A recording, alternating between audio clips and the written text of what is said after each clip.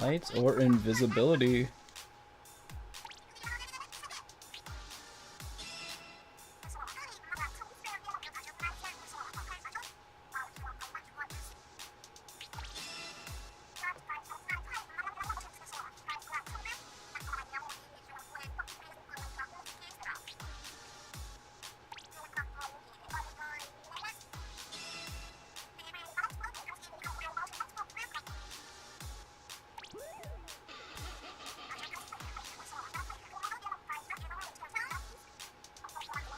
Oh, there's a new item there.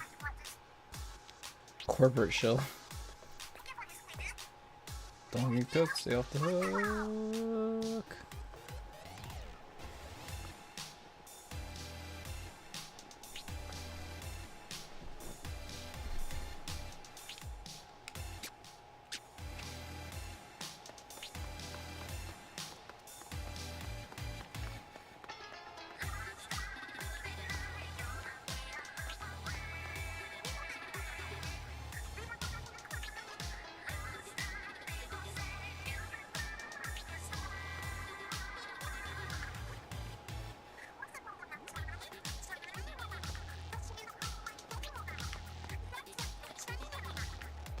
What is MV Penguin?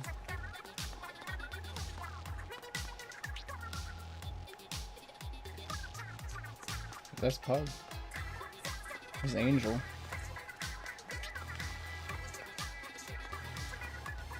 Hey, Video Game Guru, how you doing today? Dude, I've been playing so much Rabbids Kingdom Battle. Oh my god. I kind of love it. Like, I already bought the season pass because I like it so much. Is that old man? Oh my god, that is a JoJo reference.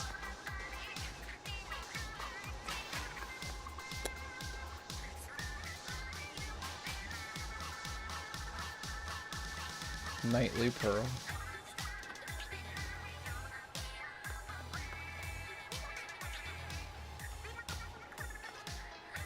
HM02 Fly.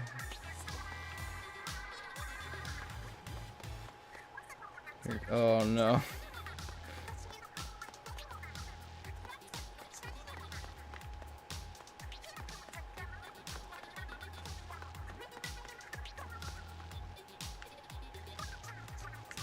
These two are having like a personal conversation back here.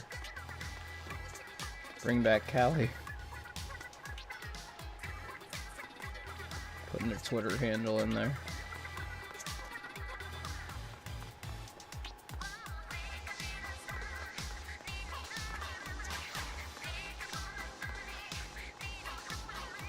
It's actually really cool.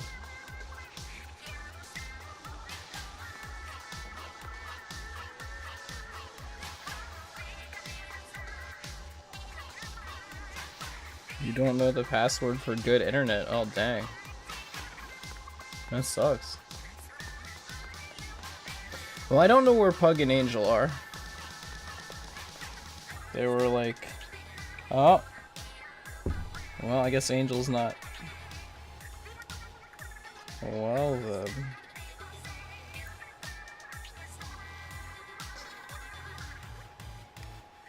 I just saw Angel can't. I don't know if Pug is. I don't know if he's busy. But if we eventually get enough people, we'll do some team. Work on some team stuff. I just kind of like to look around. Oh, this is open right now. I don't think I have anything. Collect.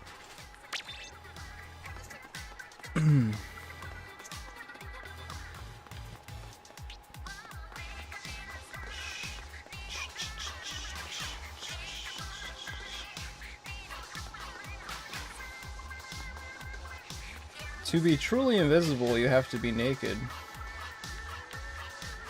I mean... Well, let's actually check and see if there's any, there's probably some weapons I needed to buy.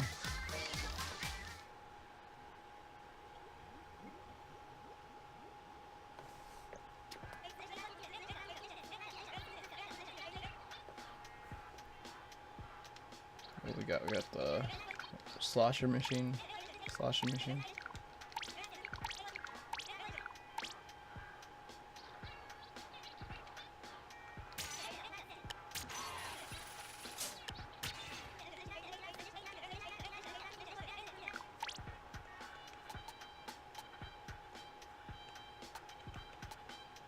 Really need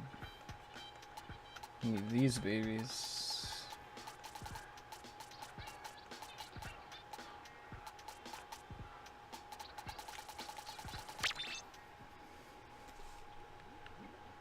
All right.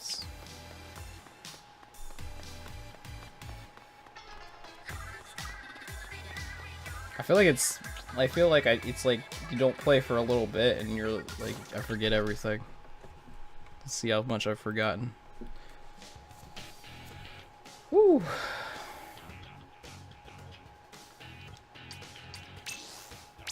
Back to the grind. So how you guys doing tonight? Hopefully well.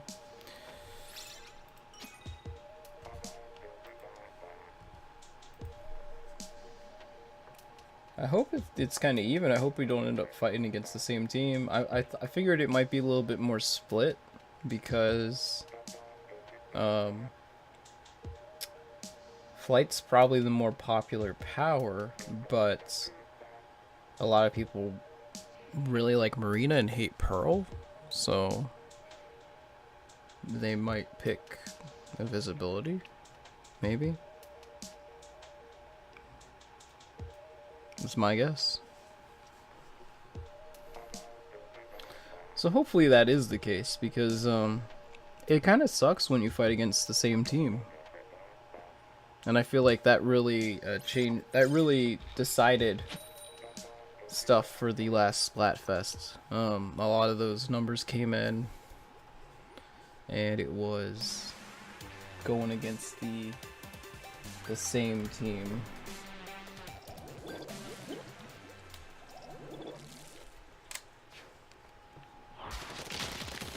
Whoa, that was weird. Oh, I know why. Because I have the wrong headset in right now. That's why my sound is weird. It's like delayed a little bit.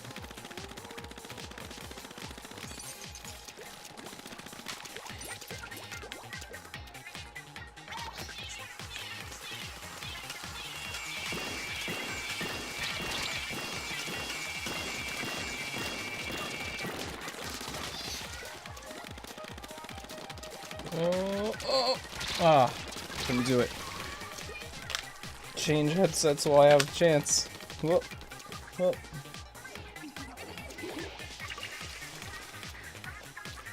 Alright. There we go.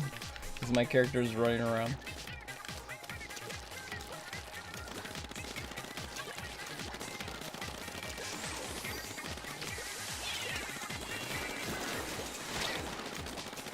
Oh, I'm dead.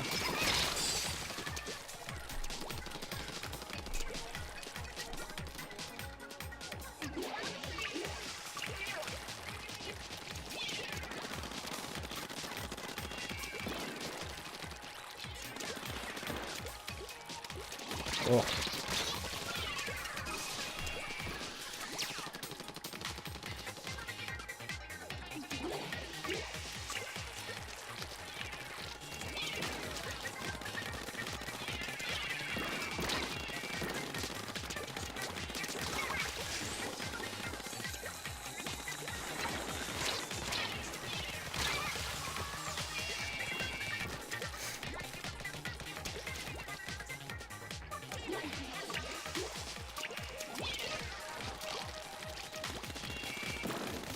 Oh, I'm dead again.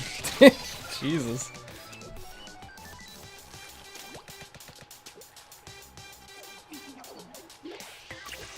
Jesus.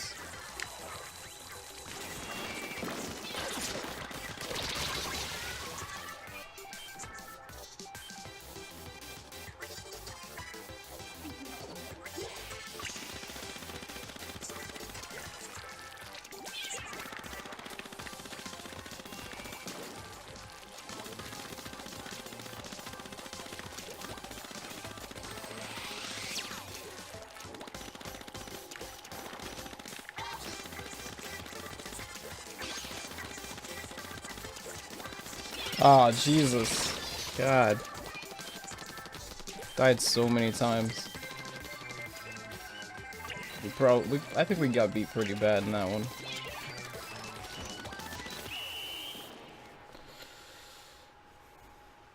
We won? It wasn't because of me. If we won, it wasn't because of me.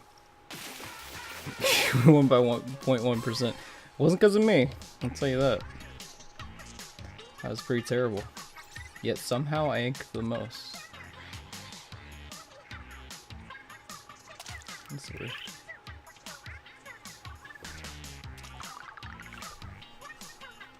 I basically was like, I didn't even go across halfway point in the map.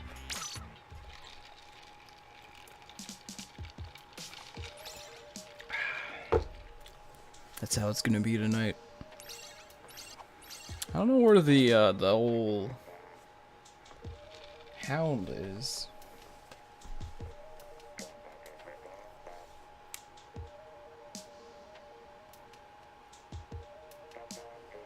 Won by 0.1%. It's not much of a victory. It's a huge difference in points, though. Wedding tomorrow. Oh God, where's the wedding?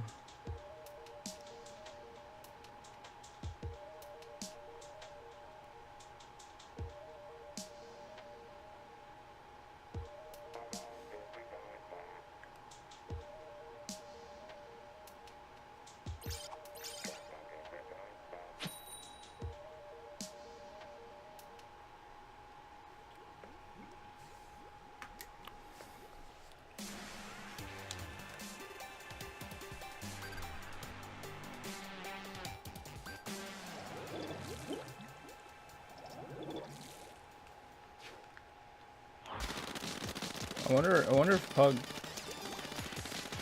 has class or something. He can't like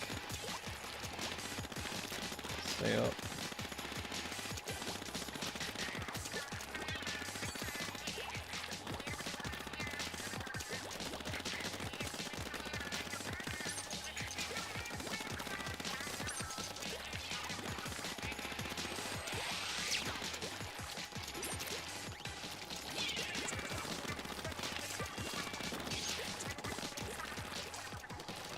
Let's see where's everyone at?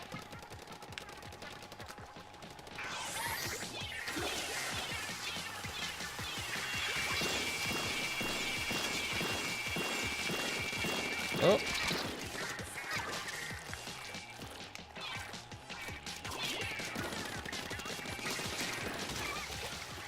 There's one way to do it. I don't even know what the hell just happened.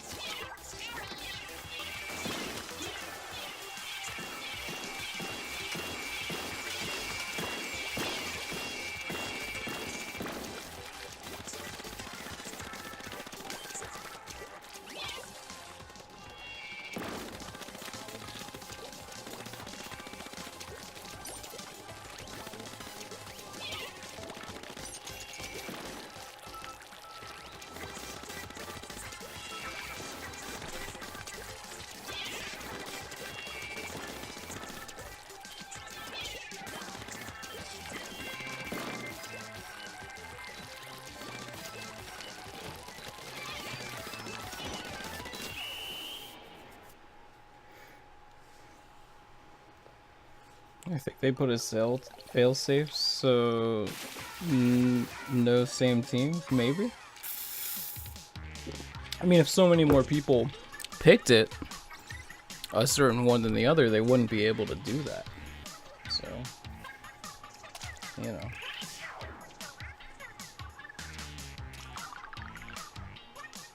Pug, there you are, buddy. I don't think we have enough people for teams, man. So you just have to get out there and grind solo. Wait, why are you using that account?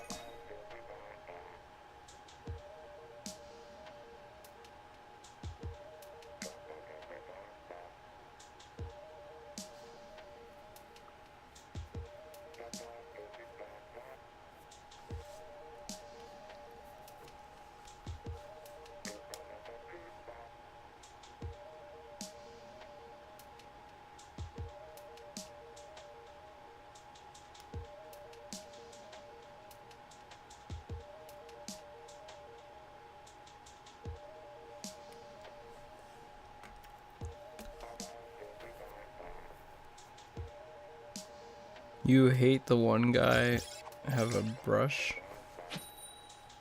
No, I'm just cheesing it. I'm using the friggin'... I'll hold down the button and get lots of points weapon. Turf Wars. Too lazy to change it. But you're not a mod. What am I doing? Just get out there. Get out there.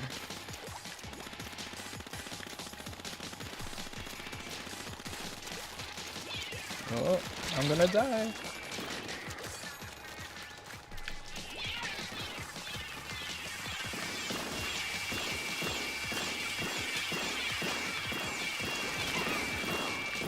What just happened? Oh my god. I don't know, but I just killed like 5 people. Or 4 people. I don't know what the hell just happened, but I just killed 4 people. Just fucking... I think I just killed their whole team. I wasn't even trying, so I was just like, I'm gonna go out here.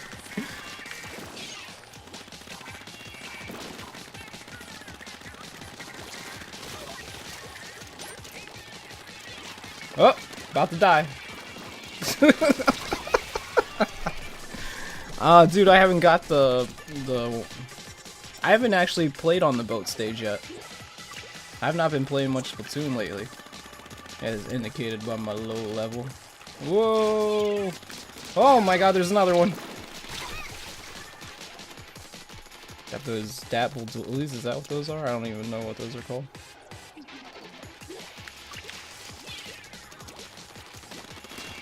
Oh, there's another one! Oh, jeez. Good god. There's another one! What the fuck? How's everybody right here? Jesus.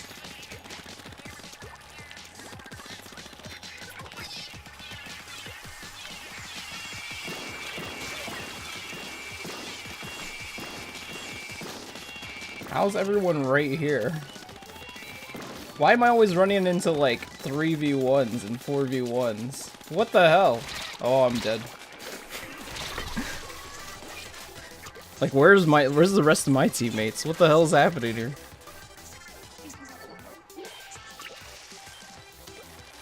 I have like a weapon that's not meant to kill. Oh my god.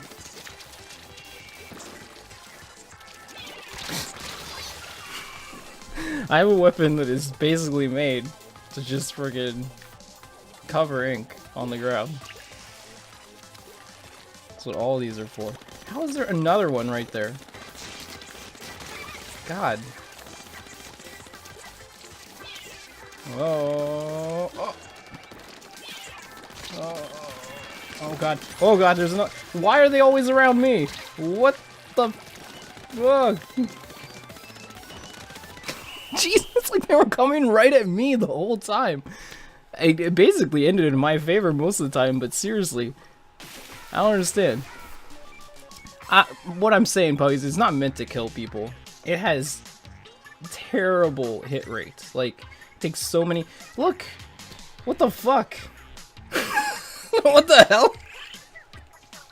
What happened? I don't know. Everybody, it was like the whole team came at me. It's not meant to kill, is what I'm saying. Like, if you were to take that to ranked, you're gonna get your ass kicked. I haven't even played one game in ranked in this game, but I played plenty in the last game. And if you take the splatter shot to ranked, you get friggin' destruction. I don't know why I said destructed. Destruction? Destroyed. I was thinking like D1.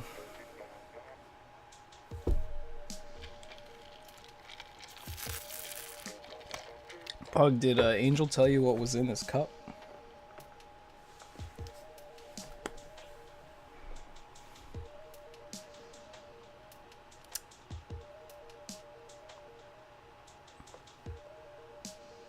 It's my old PlayStation Experience cup. I'm excited for that this year. Or, well, I guess this is the E3 experience, but I'm excited for PlayStation's conference. We should see Last of Us 2, right? Yeah. I'm excited about that because now that, I mean, like, honestly, it's probably going to be a while before they do anything else with, before Naughty Dog does anything else with, what do you call it? Oh, I'm gonna die. Oh, God. With Uncharted, so they're gonna be doing that Last of Us 2, right? Like, that's what they're gonna be working on for a while. That game's gonna be awesome. You know what I need to do? I need to purchase Last of Us so we can play it. Even though there's like a bajillion games to play at the moment. My September is packed full of new games. My October is packed full of new games. So God only knows when we can get to backlogs and like old stuff.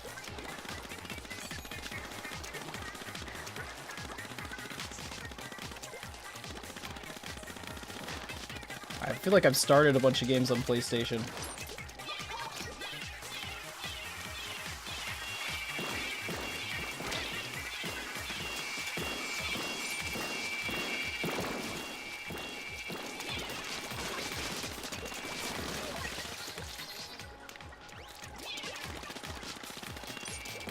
I started a bunch of games on PlayStation, but I haven't finished like any of them.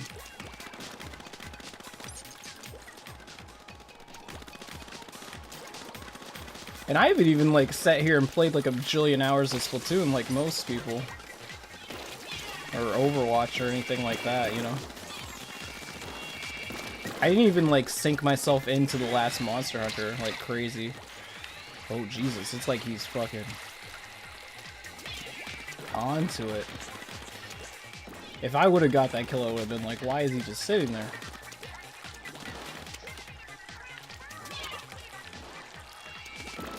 Okay, he's gonna jump there. There's a sniper right there, though. Oh, I didn't use my special. Ape Escape. The classics.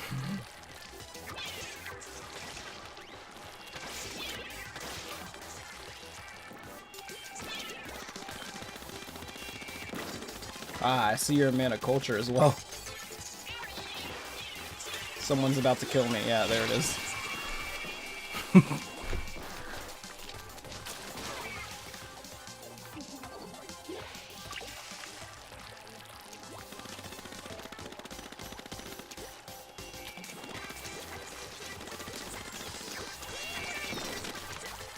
What the frick? Where did he go? Guys, we're about to lose this match.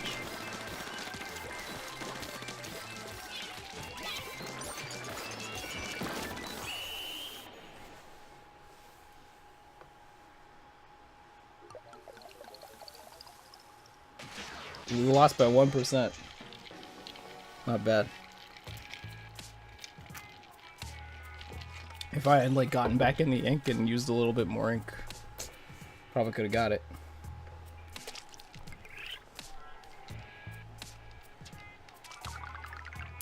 Here's the thing. I didn't really play much Destiny. Like, I played a little bit of like what my friend had, but I never purchased the game myself. It is probably something I would like. I heard people had a lot of fun with it. I'm assuming you played it. I don't I don't usually play. I don't play any games online on my PlayStation. So if that was coming to the PC, I don't know if there's any like possibility of that happening, but I probably would get into it.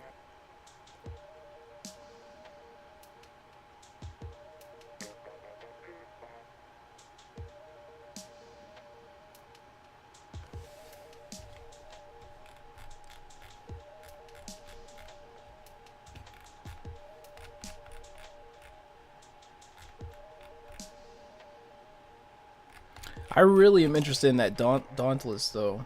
That game looks very Monster Hunter-esque.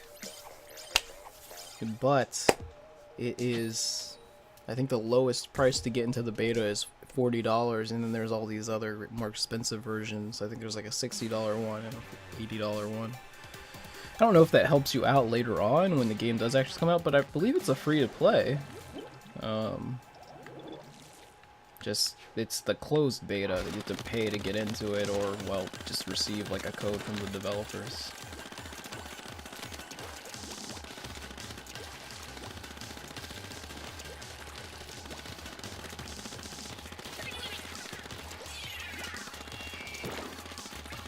Oh. Okay, I thought that was somebody aiming at me. Oh, well, that is somebody aiming at me. Oh, someone is behind me. Jesus Jones.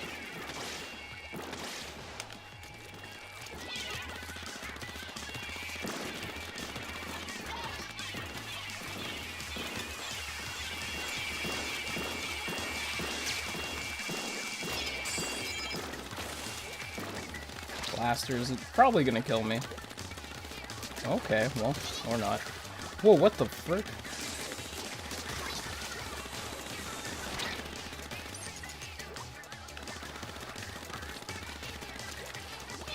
Caught using a special. Oh, there's someone right there.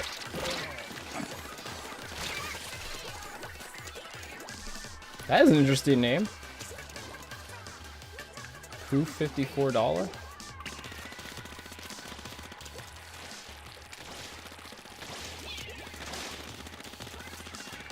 Oh, that person's on my team. I don't know why. Thought they weren't.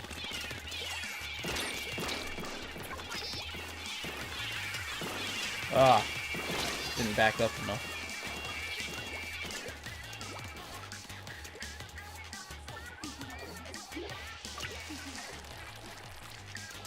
Not far enough.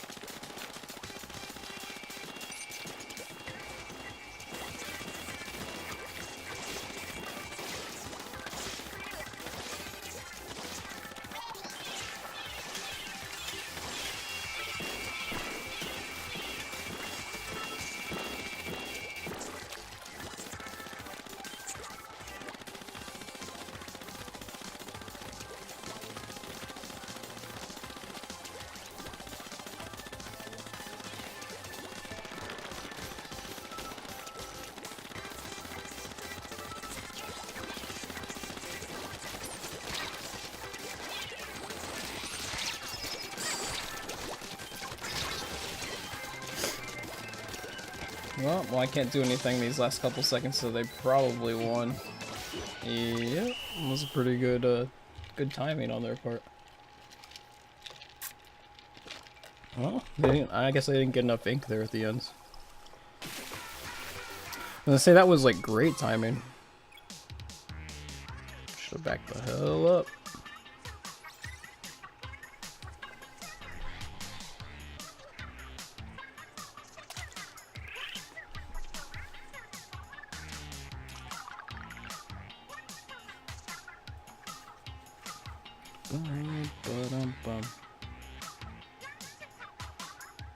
When work is boring.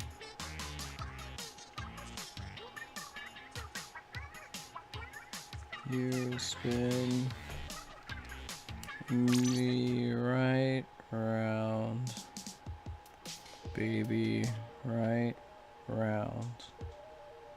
Like a record, baby, right round, right round.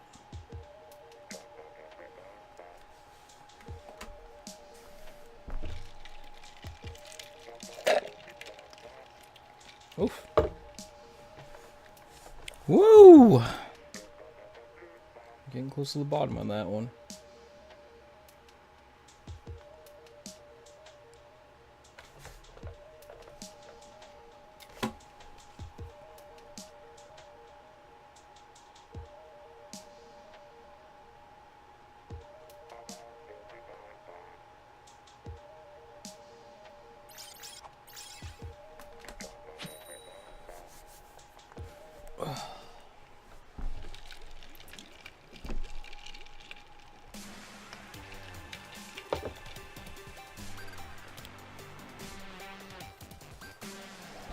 What the heck?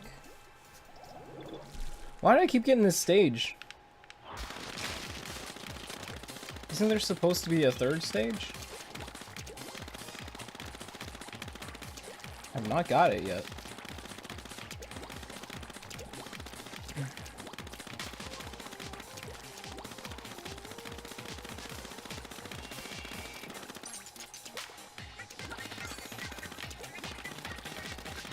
Well.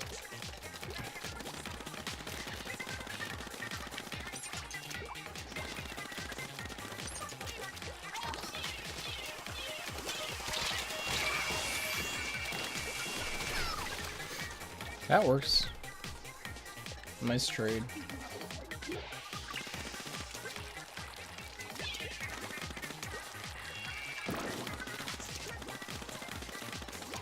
Go, go, go. Go shotgun. Or I don't even know. I actually haven't used the umbrella. So I don't know if it actually kind of works that way. Like how many hits. I mean, really the closest thing. Really the closest thing we have.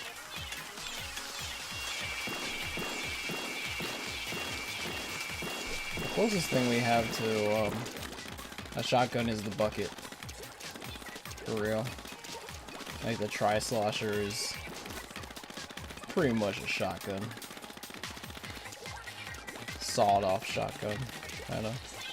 Whoa, nice.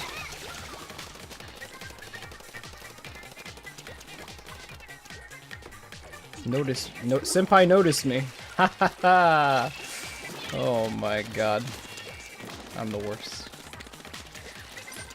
Oh, there's someone right there. What the hell? The Splush-O-Matic. Who keeps doing that? Damn it.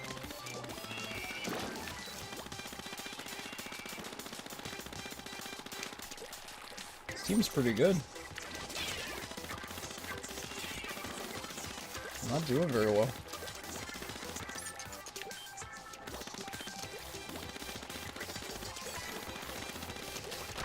Oh, I'm dead.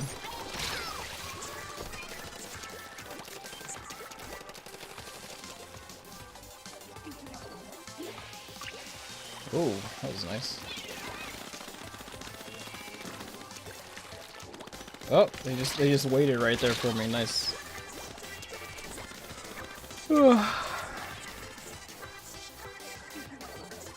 It's pretty good.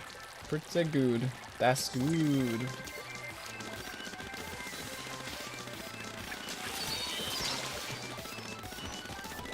Pretty good. I'd say they won. Yeah, they did a good job.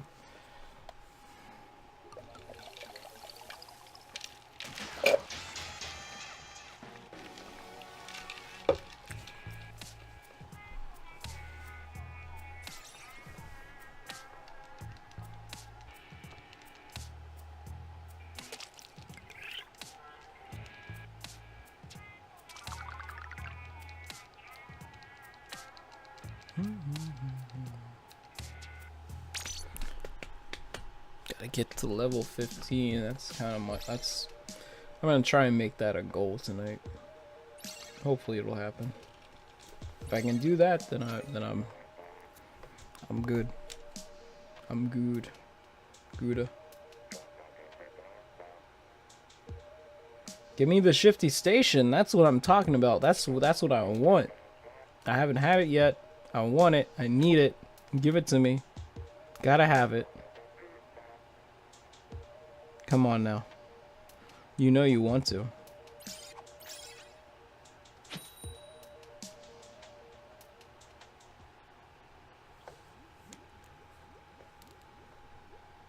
Yes! That's what I'm talking about. That's what I'm talking about.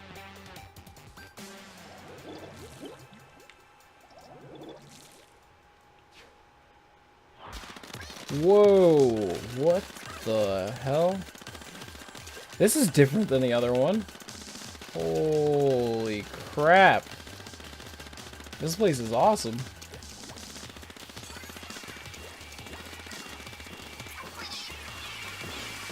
Oh god.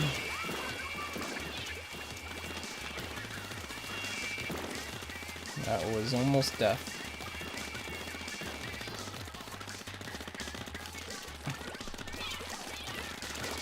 Oh god. Jump. How did I survive? Probably not for long.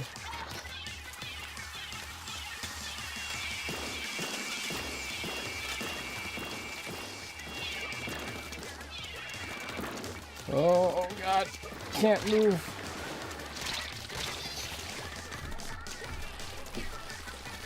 Got a nice 615 out there. Nice and early. That was good. Oh my god.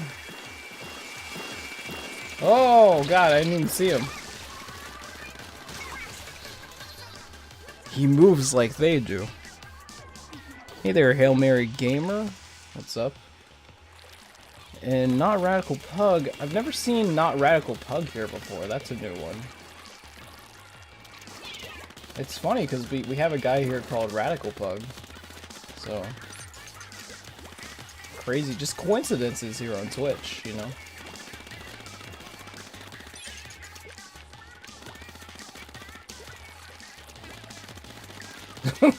What am I doing?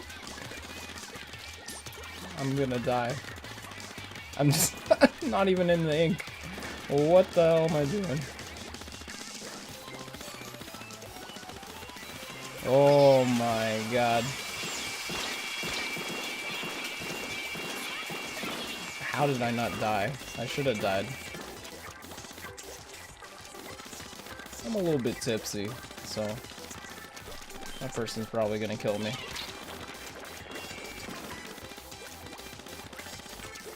Oh, I can't get up there. I want to though. Ugh.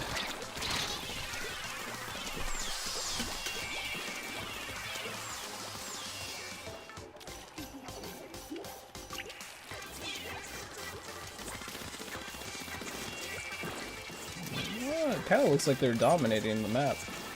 I don't know, this map is cool. I haven't even like explored it all. I'm assuming it's kind of the same on the other side though. Ugh. Well, it was a good match for like Ink, but not for my team. Because we all got destroyed. Yeah, it looks like it's the same on the other team. It's very open. It's pretty cool, actually. I like it.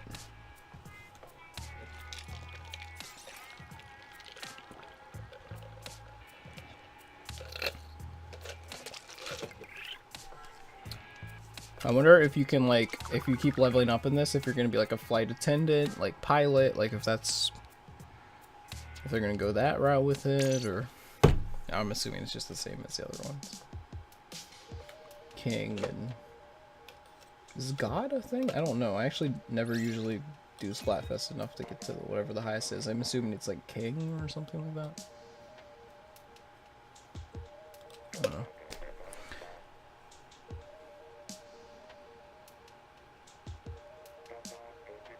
Definitely, if I can get to level 15, that would be nice.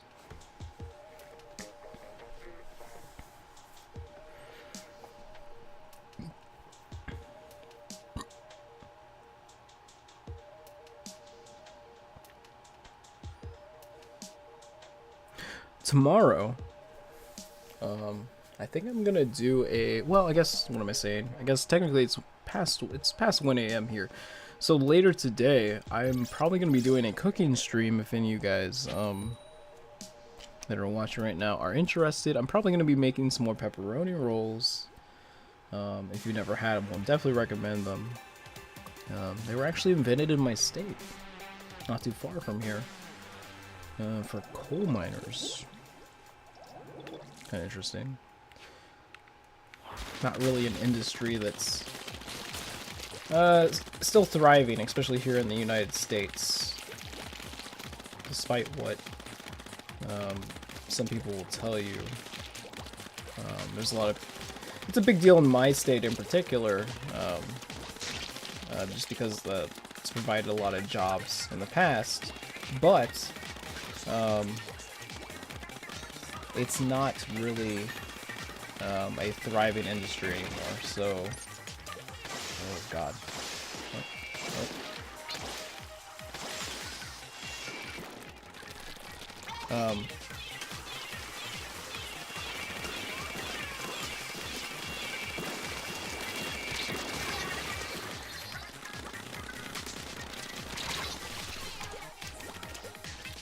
It's definitely a situation where, like,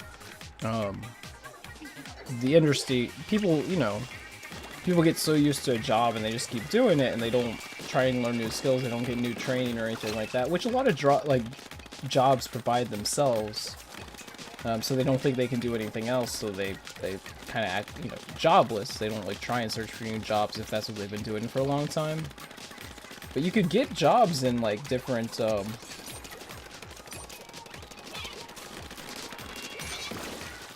industries.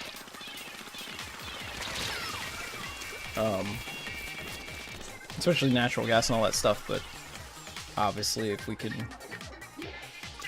going forward, we're gonna have to like focus on more like renewable energy, but the current administration, like here in the United States, will not, like, that's not in their interests, it seems, because I know a lot of those regulation jobs are much harder to get into now. The reason I can talk about this a bunch is because I study. These are some of the things that I've studied in school. So I actually would love to get a job in the federal government, working on these kind of things, but it's very hard to get into any, like the EPA or anything like that right now. It's a mess. So.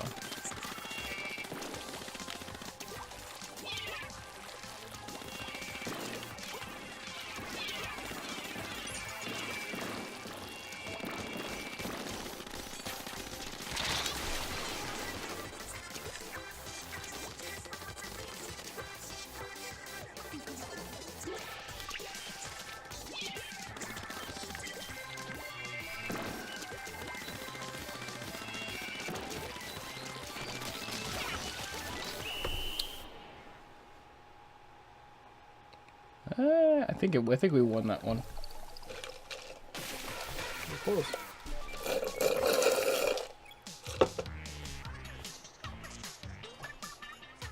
God, it's like people are like, oh, wondering why like the hurricane was terrible and everything. Well, global water temperature is rising, so like it's just like that's kind of stuff drives me crazy because there's plenty of people who have done research on that kind of stuff, including myself, and like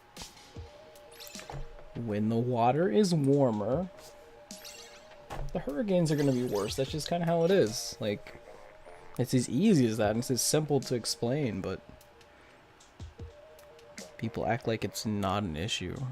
And obviously we have ways of controlling like how, you know, how much like we make the climate warmer, but when there's like a lot of money involved, people aren't interested in that. Like they're like, oh no, they're just about the here and now. They don't really care about what happens later on. But the climate itself changes, like anyways. Like that's a natural phenomenon in ways, but we can actually affect it, and we do more and more so. And it's not just us; it's other countries as well. But China in particular is the amount of fossil fuels they use are growing. So, and it's like crazy. Like it's something that like you don't want to think about like as a individual, right? So you go to the gas station, like you fill up and everything like that. You don't want to think about that. You're just worried about like getting to work on time or something like that, or how much gas costs or something like that. You're not really worried about like what the cost is on the environment. And like I'm not trying to be a hypocrite here either. I cannot afford a hybrid car or anything like that, so I'm not like really doing my own. I try and walk to places as much as I can, but I don't know. And I can't really like reduce my carbon footprint that much either, because like God, think about how much electricity I use like streaming all the time. So I don't know. I don't have all the answers or anything like that. I just try and like think about the facts, and that's really all I can do. I don't try and get like too political or anything like that. I don't know. I feel like it's like everybody says like try not to be political on your social media platforms. I'm just here to watch you play games or react to something or something like that. But I don't know. I feel like it's more than that. Like you gotta be you have to be like aware of like all the issues and that kind of stuff. And if you're not, then like you're kind of just like oh, I just want to enjoy my life. I don't want to think about it. Well, things don't really change that way. Like you can't really make a change if you don't talk about the issues. So I don't know.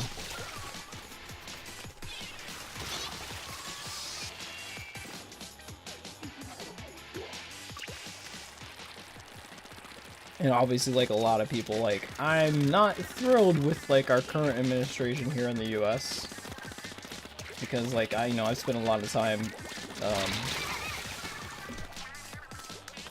studying like environmental issues and that kind of stuff. So I'm not very thrilled with their take on like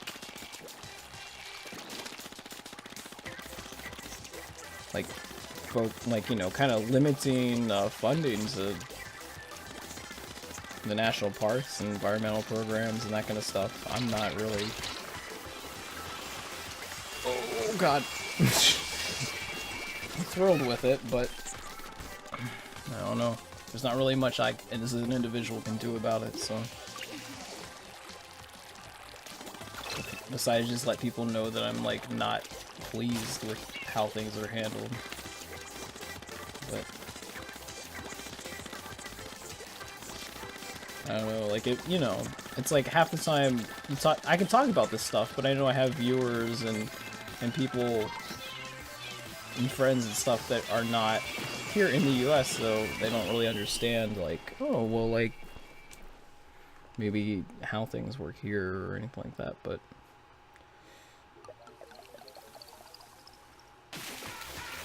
what I would always say when it comes to that kind of thing is always be open to discussion about stuff. Like don't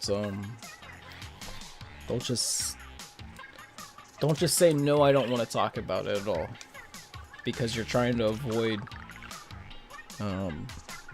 getting people angry about something. Like talk about it.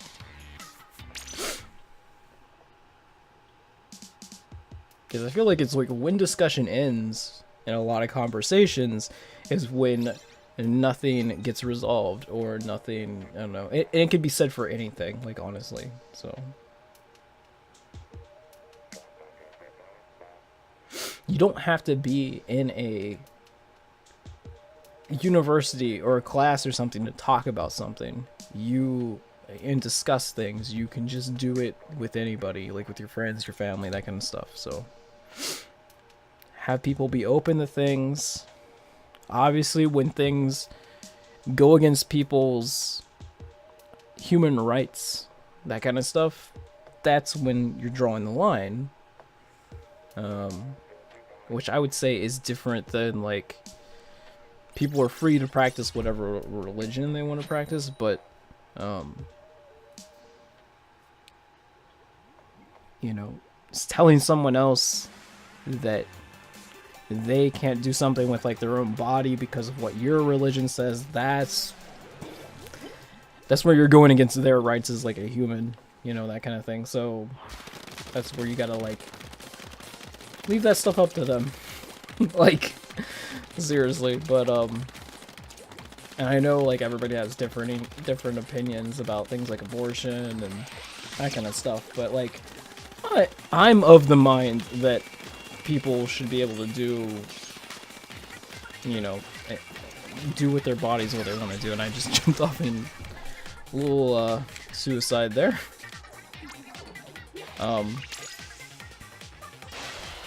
But you know, there could be another person that says, well, like, abortion's wrong.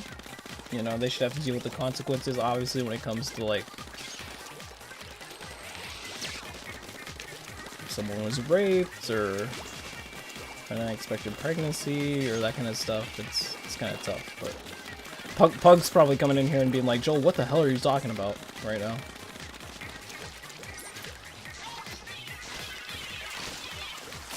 He's like, I'm just trying to play some Splatoon. I don't know about you.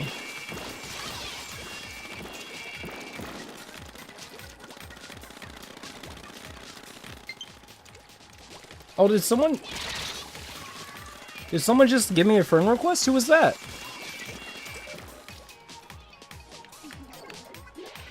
Who was that? I was just talking about some issues, that kind of thing. Like, I think people should always, like, discuss stuff. And I feel like it's, in this day and age, like, it's kind of crazy how, like, especially people, like, my peers in, like, video games related content are afraid to, like, discuss stuff. Like, people on Twitch, people on YouTube, they're, like, afraid to discuss stuff because they're afraid that it's gonna, like, offend their followers. And I'm like, use your platform to talk about this shit. Like, I don't know, like, it kind of, like, that kind of aggravates me in certain ways, but I don't know. I guess I'm, like, being too real while I'm playing a Splatoon.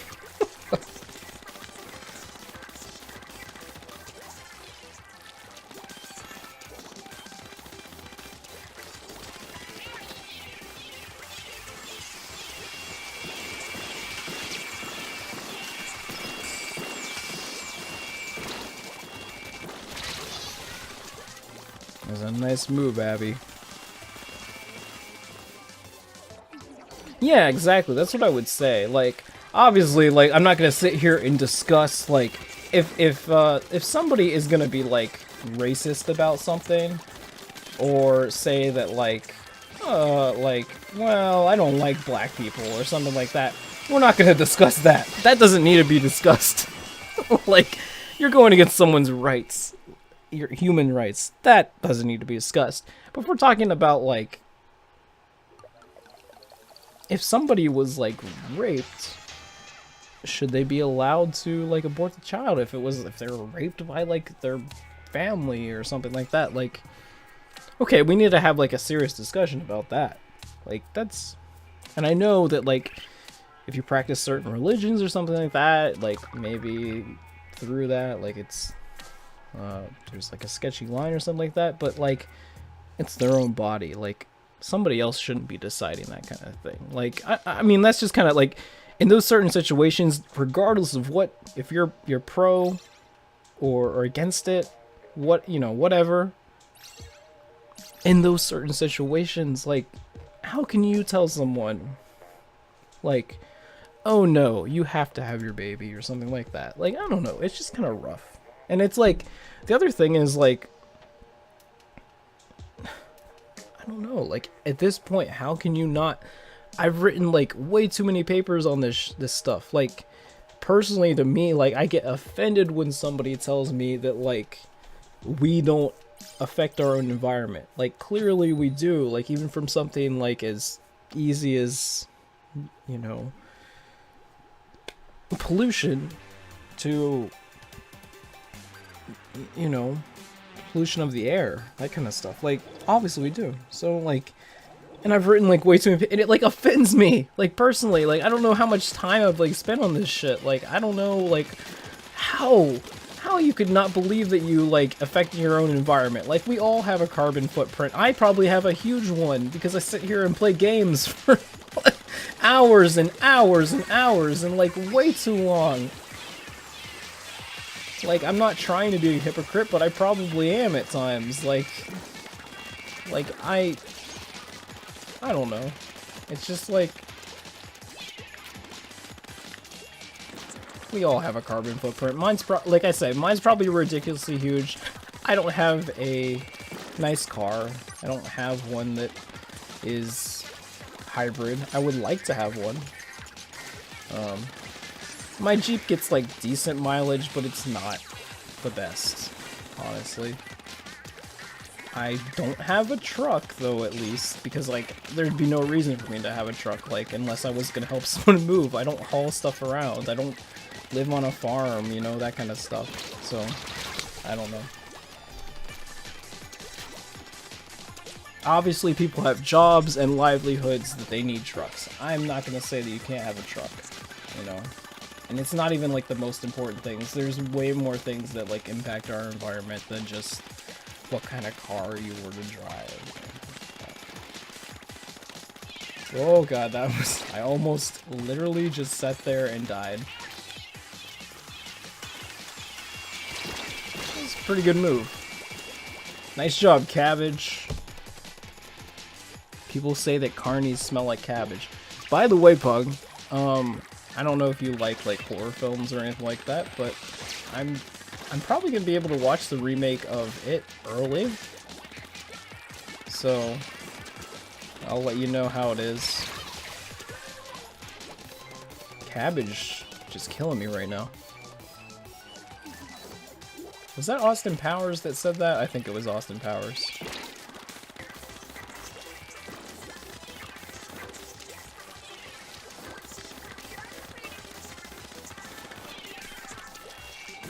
Oh, I'm dead.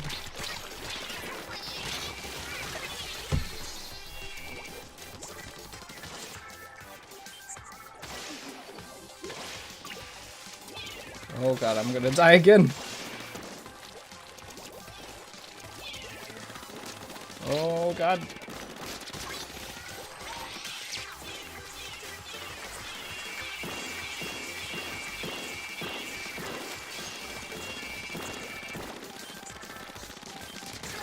Oh, got me midair. That was pretty nice. Yeah. If we didn't lose this one, I might be shocked. Using non-recyclable and non-recyclable materials is not good. Yeah, every time like I see something styrofoam, I'm like, oh shit, why the hell did I give this? I don't know, I feel like it's so easy, like, it can't be that much cheaper to make styrofoam. Like, I feel like the process is probably more complicated to do it. I don't know why we just don't make everything recyclable now. I don't know, it seems kind of weird, right? I guess like glass has to be a certain way and that kind of stuff. I don't know. It's just weird. Like you would think you would think it would be cheaper, right? To just make everything recyclable. I don't know. Why not?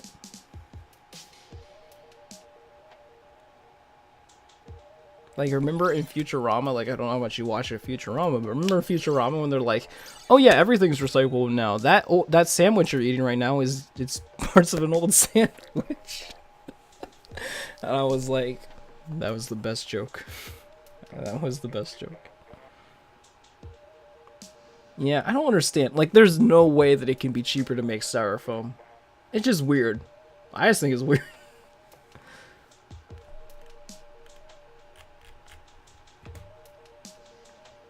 Pika Wyatt, how you doing? Or Pika Watt? Like, I don't know why I keep saying that, but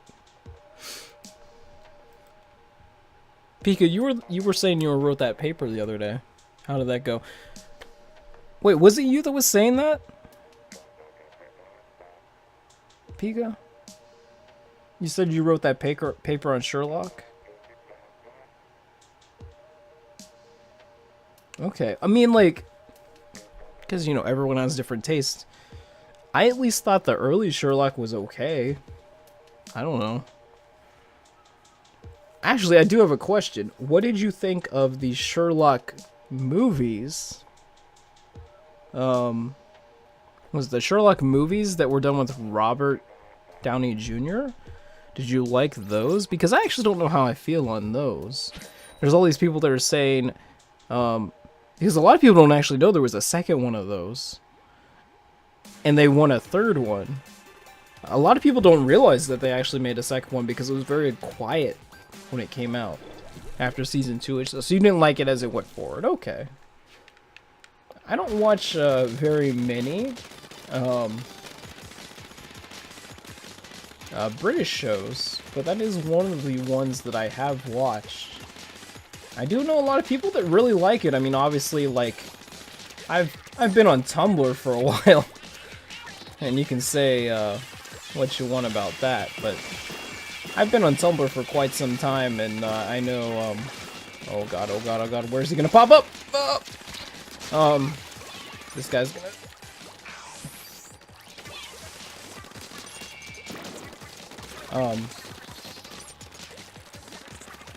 Super Hulock or whatever. Okay, so Doctor Who, I've watched that. What is the one that's kind of connected to Doctor Who? I always forget what it's called. I've watched some of that. Oh god.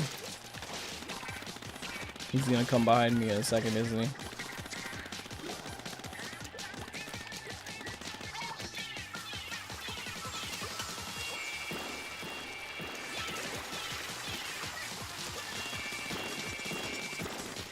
There he is. Oh god, he got really close. At least I got the kill.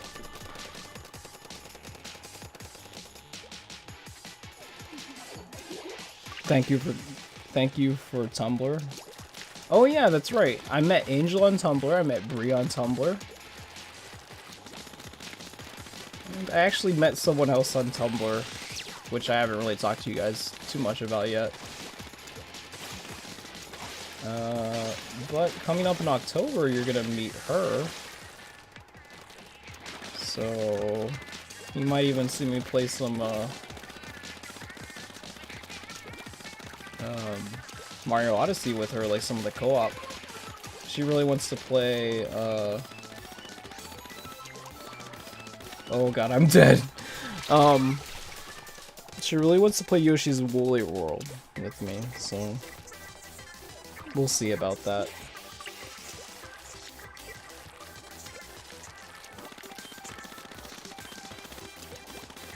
Play shower with your dad with her? Yeah, I guess I haven't really talked about it that much. You guys are like, what is going on with your life, guy? What's going on with your life, Joel? Why aren't you telling me about this?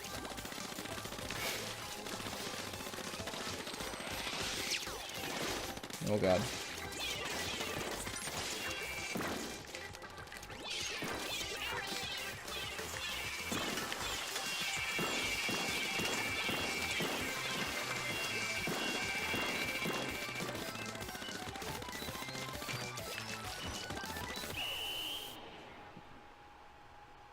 I have been talking to someone for a while now, so that I actually did meet her on Tumblr. She lives in a different country, so she's coming to visit. And we're gonna watch, like, she's coming like right when like Stranger Things comes out, so we're gonna watch that together. Stranger Things season 2.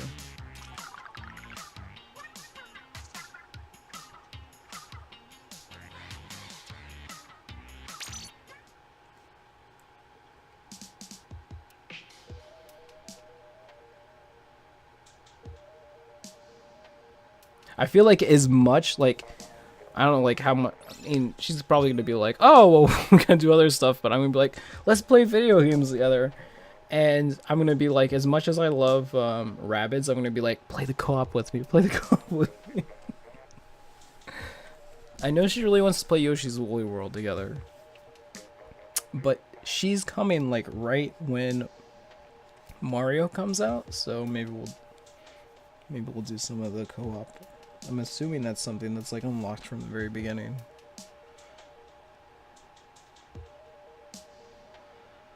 It took forever for her birthday present to get to her that I sent her, and like by the time that like one of the things I sent in the package was pepperoni rolls, and by the time it got there, like some of them were already bad, and I felt so bad. I was so mad that it took so long. Speaking of which, tomorrow I'm going to be doing, or later today I'm going to be doing a cooking stream, so we're probably going to be making pepperoni rolls, so if you guys would like to learn how to make pepperoni rolls, they're really easy. I know Pug knows how to make them because he's from the great state of West Virginia. Oh my god.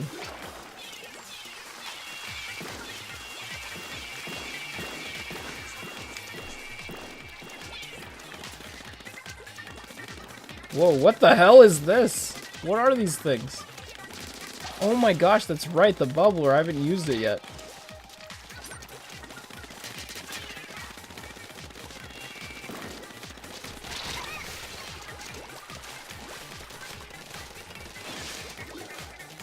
Someone on my team actually has the bubbler. I didn't like pay attention.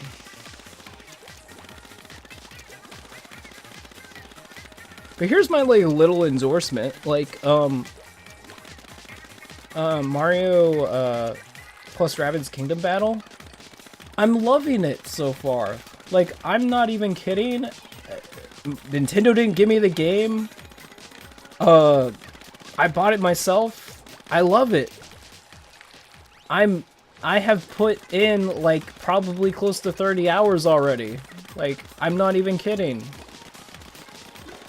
I mean, maybe not 30 hours, but close. Like, we're probably closing in there. Like, we're probably close to like at least 25. I'm loving the game. Like, honestly, like, I'm not even kidding. I didn't think that I would. I didn't think I would ever love anything with Rabbids in it besides maybe the times where they put Rabbids in, oh, that was a good move. Rayman stuff. I don't know. Like, honestly, I'm staying up till like 6 AM playing the game. Like, I don't know. It has the polish that I would expect from a Nintendo game. Like, I don't know what to tell you. I didn't think I would like it this much. I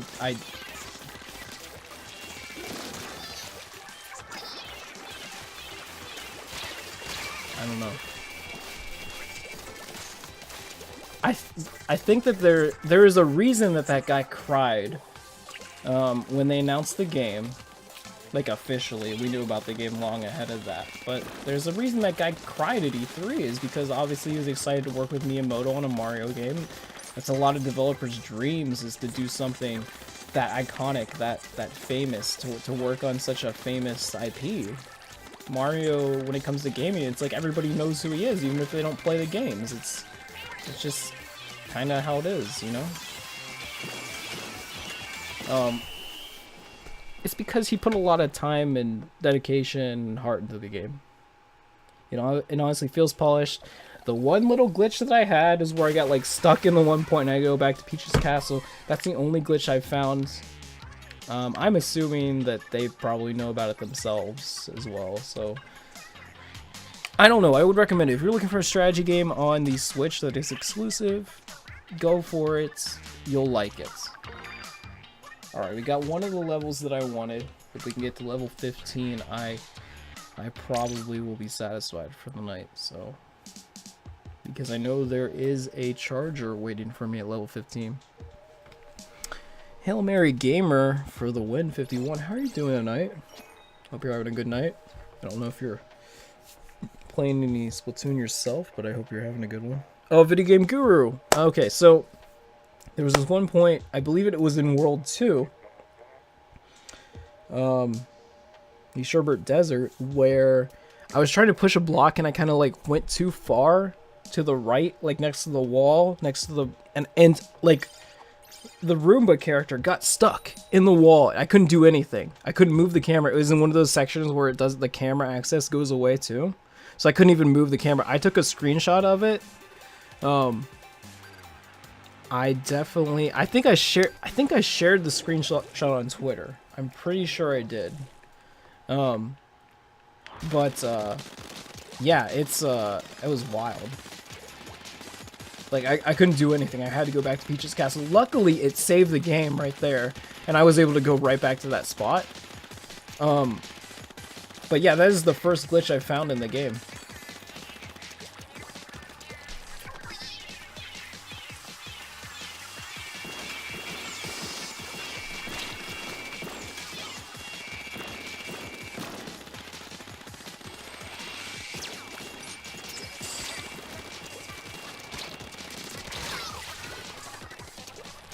Besides that, like, it's honestly, it has the polish that I would expect out of, like, one of the big, the games from Nintendo. Like, it has that polish. You know how, like, some of the, like, Mario sports games don't really have the necessary polish, like, that you would expect from some of their games?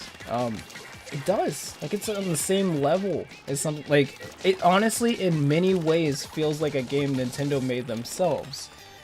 And the more and more I think about it, the more and more, like, I believe that, like, if, honestly, we wanted a new, like, Super Mario RPG, I would go with,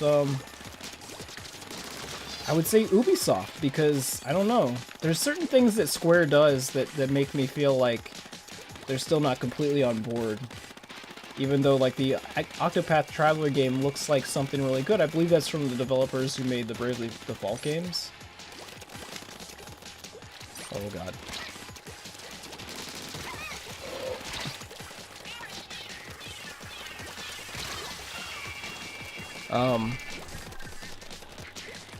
But, like, okay, the thing with Secret of the Mana, like, why is the Secret of the Mana thing not announced for Switch yet? Like, it's announced for the Vita. Like, I honestly think there's a possibility that outside of Japan, maybe that game doesn't even get localized on Vita.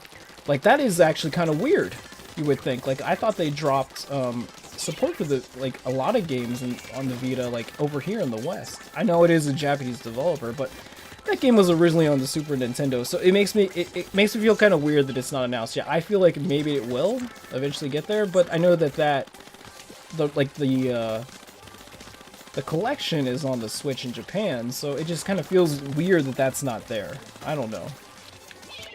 It just, that does feel weird to me. I'm really excited for that. Secret of Mana is, like, really, really good.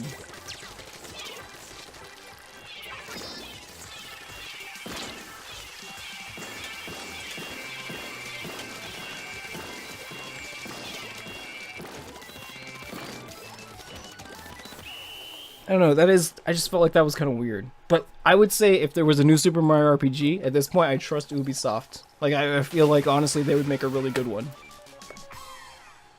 I don't know. Just, like, the more and more I think about it, like, that game, I don't know. The dynamic combat, like, once moves are actually made, it's like they took the things from Mario that you would expect and they kind of, like, worked it into the combat. Because it's like they said, oh, there's no jumping. Well, there's team jumps. So that verticality is still there, you know? I don't know. I mean, honestly, like, even if you don't like strategy games, I think it's a quality game. Like, you might still like it. I know there's a lot of people that stay far away from, even people that like Nintendo games, that stay far away from Fire Emblem. Which I think one of the allures of Fire Emblem is that the characters are fleshed out. The characters are the interesting part. You know, people like the strategy gameplay, but the characters are very fleshed out when compared to, like, I'm talking about, like, current day stuff, okay? Like, current day developers.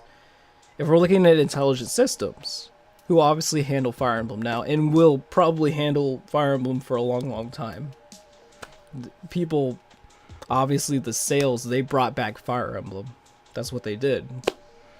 And, you know, before that, outside of Japan, Fire Emblem was not very popular when it comes to, like, a lot of Nintendo's IPs, which is saying something. It was still, like, decent in Japan. People in Japan love Fire Emblem. But outside of Japan, there are a lot of games that never made their way outside of the country. So, some really good ones. Games that I think people of the current day games would like if they went back and played them. Obviously indicated by Echoes and how well that remake is done. And I will say right now, I still like that game more than I like Fates. Awakening's good. I don't think anybody's gonna say that Awakening's not good, but you know, they went the 3-game route with Fates, and I just didn't really enjoy it as much. But I am really enjoying Echoes. I need to play more of that. It's just a time thing. Like I said, there's so many games to play that it's hard to play all the games you want to play, especially when there's new ones coming out. It just kind of sets you up for a trap to...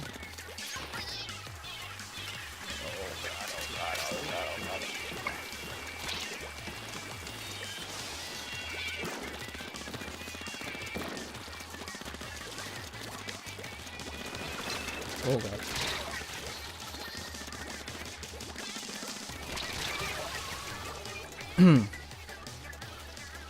Yeah. There's problems with Fates. I don't think people have problems with the characters. The characters are fine, and honestly, like, I have no problem with them using a lot of them in Warriors. You know, the Warriors games themselves don't have tremendous stories or anything like that. They're enjoyable. You know, you get a lot out of, you can get a lot out of the gameplay of all these things. But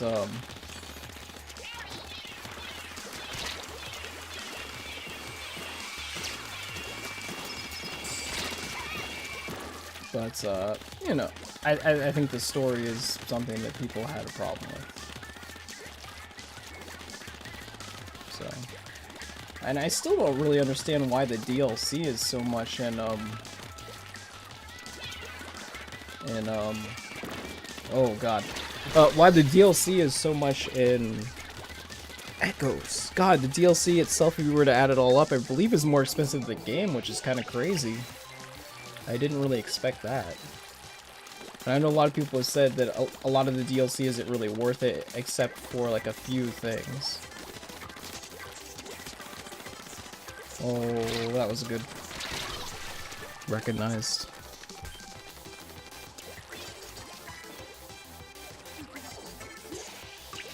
Yeah. The characters are definitely fine.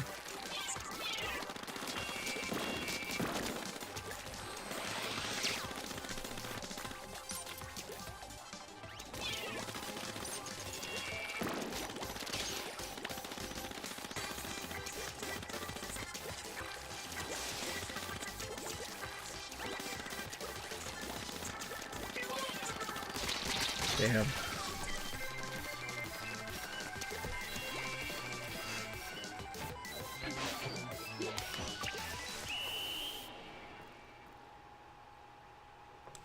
I mean, I think I'm still gonna enjoy Warriors just fine, but if they don't add more characters from some of the older games, which I feel like they have to in the DLC, it's gonna kind of be disappointing, at least for the representation. Like, I don't really understand why they came out early and were like, pretty much the only games represented would be these 3. Like, I don't understand why there's so many characters. Like, you've done so many Musou games. They've made so many at this point, and they've handled so many IPs. Why not? There's a million Fire Emblem games. Why not get characters from all of them? Like, I can understand that it's attractive to new Fire Emblem fans to get a lot of the newer characters, but why not have more? Like, honestly, like, I honestly think that maybe they I think maybe they'll backtrack on that. Because, like, I would honestly pay money DLC wise to get other characters. I like all the Fire Emblem characters. There's so many really good ones, so I would pay to get older characters for real. Like, if I had to pay to get Lyn, I would pay to get Lyn. If I had to pay to get Hector as well in that pack, I would do it. Like, why not? I just am fans of the characters themselves, so I would like to use them in the game. So,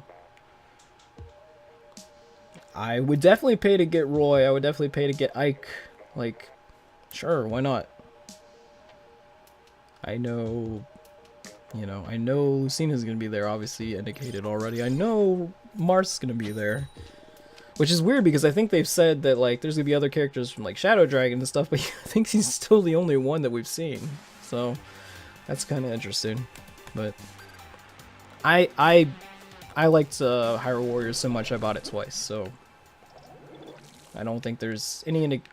the only thing that's going to stop me from playing that game as much as possible is the fact that Mario Odyssey comes out very soon, and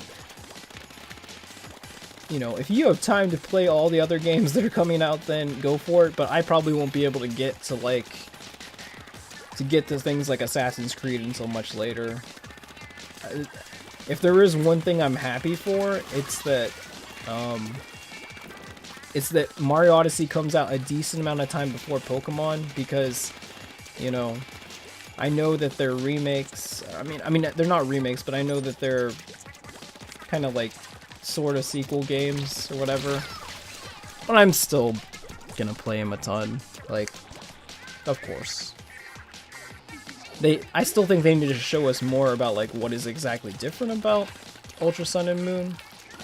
And I could still say that I'm, like, way more excited for whatever Pokemon Switch game will come out.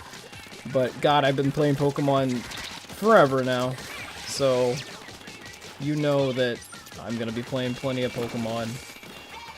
There's no question about that.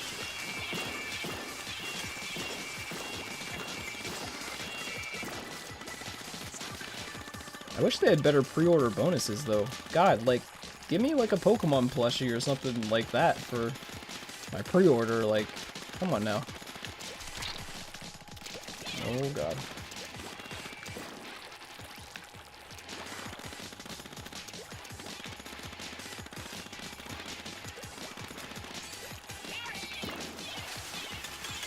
Oh, God.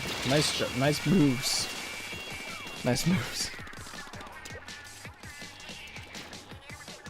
A Persona, I mean, good, like, honestly, you know plenty of people are gonna buy that stuff.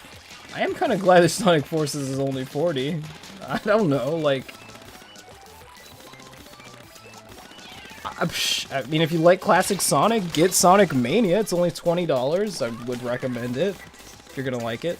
You going to bed, Pug? Damn, man, that thing is legit awesome. Holy crap, those bubbles are freaking awesome. Okay, that thing kind of looks awesome. I'm not gonna lie, that looks legit. I need to try that thing out. It just, like, literally absorbed all my shots. Like, I don't even know what I'm supposed to do with it.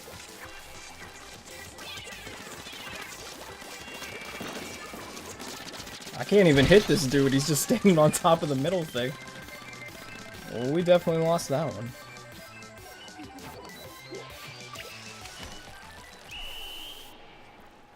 Hyrule Warriors only had 3 games to go off of.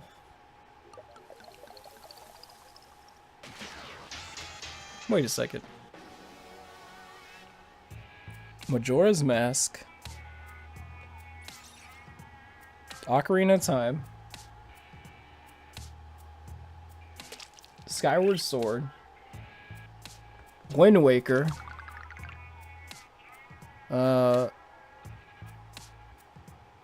Link's Awakening. What? Wait a second, what are you talking about? There should, yeah, there's more Zelda representations. Skyward Sword, I didn't even say Skyward Sword. There's a lot of stuff in there. You really don't like, you really don't like Bethesda, dude. Okay, so we got Muscle Forge Fitness in there now. We got Inkblot Art Academy. And the Shifty Station. I really like the Shifty Station stage. I thought it's really open compared to a lot of other stages. And like it's open and flat in the middle. So you can kind of just like see everyone.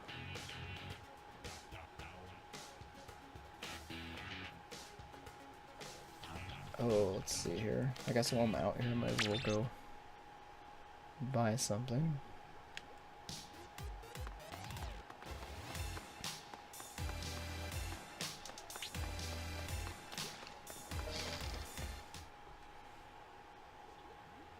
Not as bad as Valve.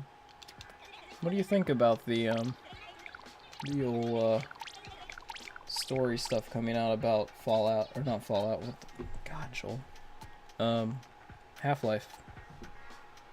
The 3 main types. Okay, yeah. But there were some other, like, definitely Link's Awakening's in there, because a character who is straight up from Link's Awakening is in there. And honestly, that was one of the coolest characters announced. But you're right that most of the characters are from those games. The thing that's weird about Zelda games is that you see a lot of characters in different representations each time. Considering that Link himself is represented each time that way, and Zelda herself, and Ganon himself, or even though Ganon's not in every game, there are many representations of each one. But you do have a point. Like it definitely, that's where you're gonna get most of the representation. But like, so that's what I'm kind of hoping is that, like, with the Fire Emblem game, that maybe most of the representations from those games, and obviously it's just because those characters are currently popular, those games are currently popular, and that's what a lot of the newer fans know. And I'm fine with the characters. I think the characters are fine in those games. Obviously, it's just the story that was kind of like a weaker point in Fates that a lot of people had an issue with. I think that, and obviously there's a lot of well-defined characters in them, so it's like easy to like put them out there and like characterize them and write lines for them and that kind of stuff. You can just kind of like look over the current games and do so. But, you know, there are older characters that people really want. Like, there's no question that there are. So even among like more recent fans, you know, people that became fans through Smash Brothers, there are people that are gonna really want Roy even if they've never played his game. There are people that are really gonna want Ike, myself included, even if they haven't played all of the games that he's in. Because Ike is definitely one of my favorite characters. So, and I'm sure that like Roy, Ike, Lynn, I'm sure at least those 3 will be in there as DLC at some point. The question is, like, kind of wondering with Ike, like, which direction they're gonna go. If they're gonna go, like, which game they're gonna pick for his design. But, if I have time sometime soon, I'm probably gonna be playing some Hyrule Warriors, or not Hyrule Warriors, the Fire Emblem Heroes.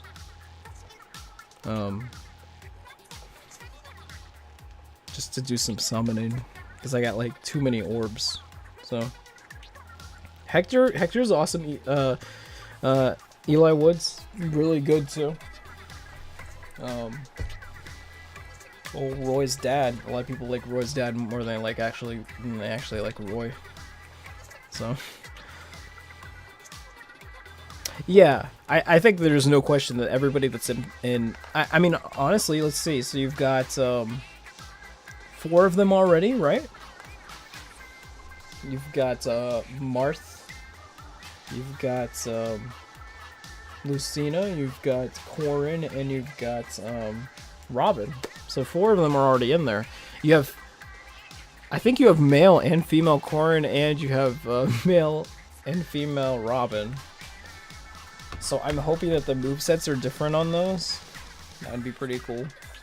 Mix them up a little bit.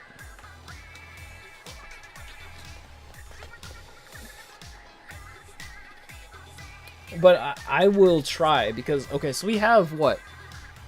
The game comes out on October 20th, and then Mario comes out on the 28th. I will try and play as much as I can of Fire Emblem, or of Fire Emblem Warriors in that amount of time.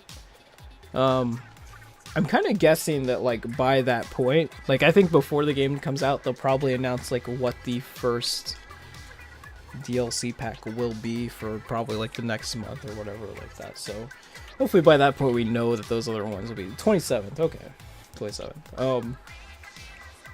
I will try and play as much as I can in that week, but I will be going back to it. I really played a lot of Fire Emblem or of Hyrule Warriors, so it'll be the same. It'll be the same. I am really excited for that. I know there are a lot of people that aren't into the Warriors games, but I liked Hyrule Warriors a lot. And I would say before that point, I had only played about 2 Musou games. I actually am kind of curious to eventually sometime check out oh,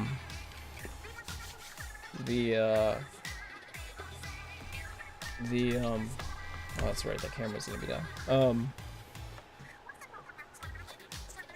I'm still here. I heard my name slightly. I'm still curious to kind of check out those Dragon Quest Heroes games, because I like Dragon Quest, and I've liked a lot of recent Musou games, so why not? You know what I will say? I'm glad, because, like, honestly, I don't know if there's, like, enough characters even to, like, do it correctly. I'm glad that, that the Fist of the North Star game is not a Musou game. Because I honestly don't know, like, how many characters they would actually have in that game if it was. But I just want, like, a regular like a actual Fist of the North Star game and not a Musou game. So I'm glad that that's being handled by different developers. The Yakuza guys are handling the Fist of the North Star game. So yeah, they did a better job of promotions. People know what the Switch is. They don't think that it's a controller for the Wii. The name itself does encapsulate like what the device does, that kind of stuff. And I would say probably the most important thing Nintendo did is they supported it with games each month, and they're still gonna keep doing that. It's not. I know that technically, Breath of the Wild was initially a Wii U game, and then it also got made for the Switch. But it's still a fine game on the Wii U or on the Switch. And it is a new Zelda game, which doesn't happen that often, especially one of that size. And we are getting a Mario game in the same year, which that does not usually happen. That's actually kind of crazy. I was not expecting that. But you had to guess that that's what that studio was working on, because we hadn't heard from them in a while, since Super Mario 3D World, actually. So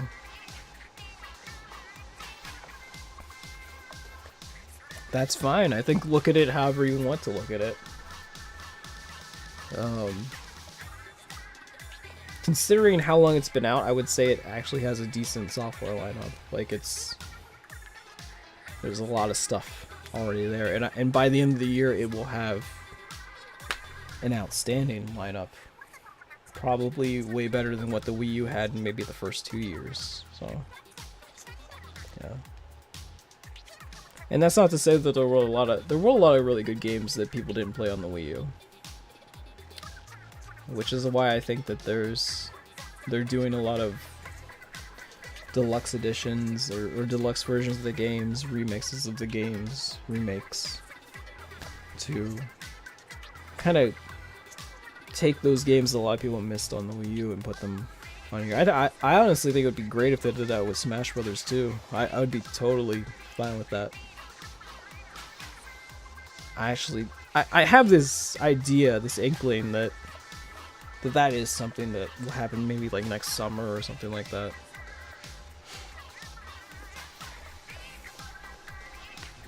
But I mean, this is another thing to think about. Like, the idea that the Switch is what it is probably one of the reasons that you're gonna see Pokemon on it. Like, I honestly think had it been a more traditional console, you might not see Pokemon. But the fact that going forward, as people start to develop for the Switch instead of the 3DS, that's the idea that it can be taken on the go is probably one of the things that convinced the developers to make it. So we will get a much better Pokemon game. I think we will get a much better Pokemon game because of it. Because I think if there's one thing that is limiting about the 3DS, it's the hardware itself. There are probably just as many good 3DS games out there as there is any other console. I'm not even joking about that. There are that many good 3DS games. But the hardware itself does limit what the developers can do at times, so it will be interesting to see what Game Freak, Pokemon Company, and Nintendo can come up with. It'll probably be something way more akin to like what people actually want with like a current day Pokemon game. So. Oh yeah. I just think that like, as much as Splatoon like already kind of cannibalized ARMS when it came out, I still love ARMS. I still think it was a great idea and everything. It's just that you don't see as many people playing it because a lot of them switched over to playing other things. Even though it sold a lot, it sold way more than I thought it ever would initially. And it's a great new IP, but Splatoon coming out that close to it kind of hurt it. So I think that holding Smash Brothers back, even if it's something that maybe is already there just because it would be a port, holding it away from things like Pokken, holding it away from things like from ARMS, lets them breathe a little bit more, and it gives you something to stretch out the lineup. I don't think they need many more things this year. There could be a surprise game. Like, I wouldn't actually be too shocking if there was a surprise game. But you've got Mario, you've got Fire Emblem Warriors, you've got Xenoblade. I feel like it's a pretty strong finish to the year, especially Mario itself. Mario itself will be it'll sell as many Switches as there are available. So, and honestly, I think all indications are that it's probably going to compete with all the other great games out there this year for Game of the Year. I really wouldn't be too shocked. I still think I would be kind of shocked if it beat Zelda, just because the conventions for what an open world game have kind of changed a little bit since then. And if there's one thing that I hope after Zelda came out, I hope that like a lot of other developers who are thinking of making open world games, open world exploration games, they kind of take some notes with that, because it would be nice to be able to kind of go everywhere. I know not everybody thinks about that when it comes to open world. They think about just making the world big. They don't necessarily think about you going to each spot on the map, but it would be cool. Because honestly, the most impressive thing I think still about that game is the different stories that everybody have when they're exploring everywhere. So yeah, I'm telling you guys, like, there are too many games. It's a good problem to have, not for your wallet or your bank account, but if you like video games, there's definitely something out there for you. You don't have to get every single one. I mean, maybe if you're rich or something, but I'm having a tough time myself trying to decide on which things I want to cover and which things I would like to play when they first come out. So yeah, it's a reason that you don't see me putting like why I'm only level 14 in this game is because there's so many other things to play. So yeah. Alright, give me a second. I'll be right back.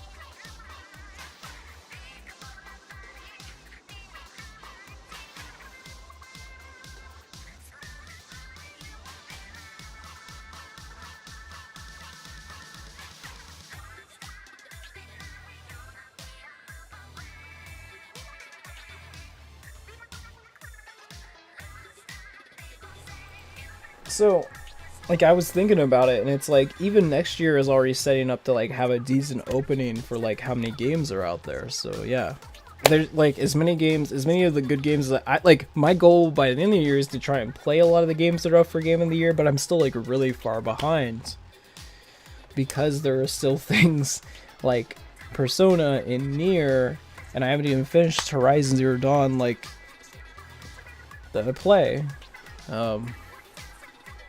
And I wish that I could play like everything, and I wish I could like I don't own an Xbox One, but I wish I kind of could just for like what exclusives there are. Like I'm like excited that like Cuphead's like coming to Steam because I don't have an Xbox One, so I couldn't like play it on there.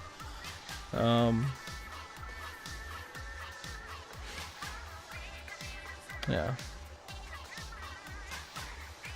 You are right. There are a lot of ways to. There's a lot of endings to look for in Nier. And it's weird because when that game first came, when I heard it was first announced and I didn't see anything about it, I was like, oh, this is gonna be like the old one. So definitely is different in many ways than the old Nier game.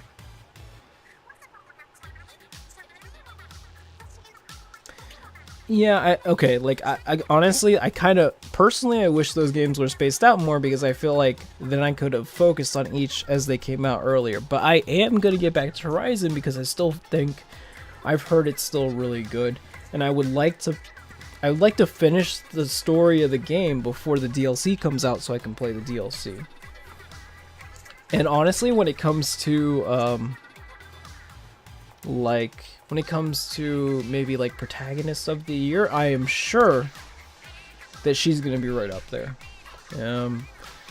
If you were to compare her to a lot of the other protagonists in games that came out this year, so I'm sure she'll be right up there. Definitely nominated for sure.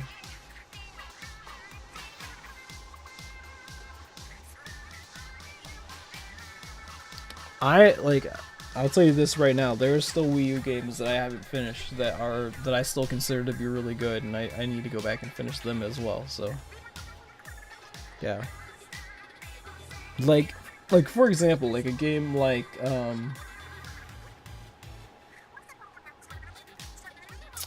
what is the full title of the game?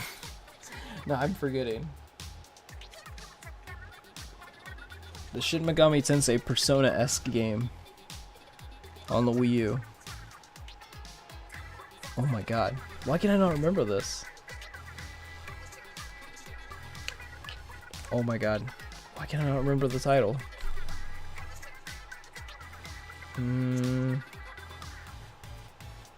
It had like a lot of J-pop and performas instead of personas.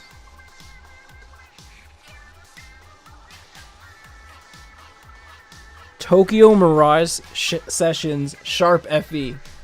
What a freaking title. That is almost like as crazy as the, what is that game called? That new game for the Switch. Octopath Traveler. What is the full name of this game though? What is it called? Project Octopath Traveler, which I believe is from the Bravely Default developers that work at Square Enix. And that game looks beautiful because of its art style. I really hope that game comes out over here. Alright, back to the grind.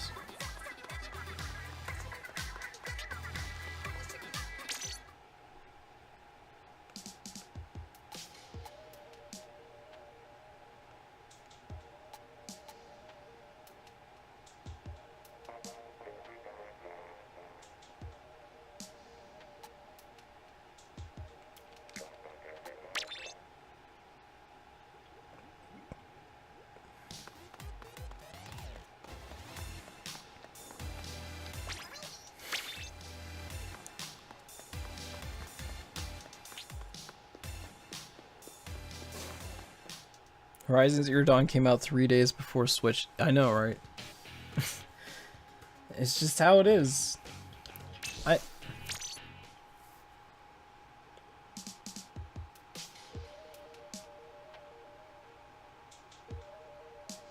Yeah. I don't think there's any question that a lot of people like Bravely Default because it reminds them of a lot of... It's like a combination of a lot of Square Enix's older Final Fantasy games.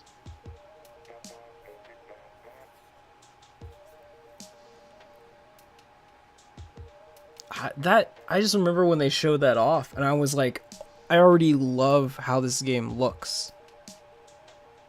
It had a very unique look to it, and I was like, I want to play that, just from how it looks.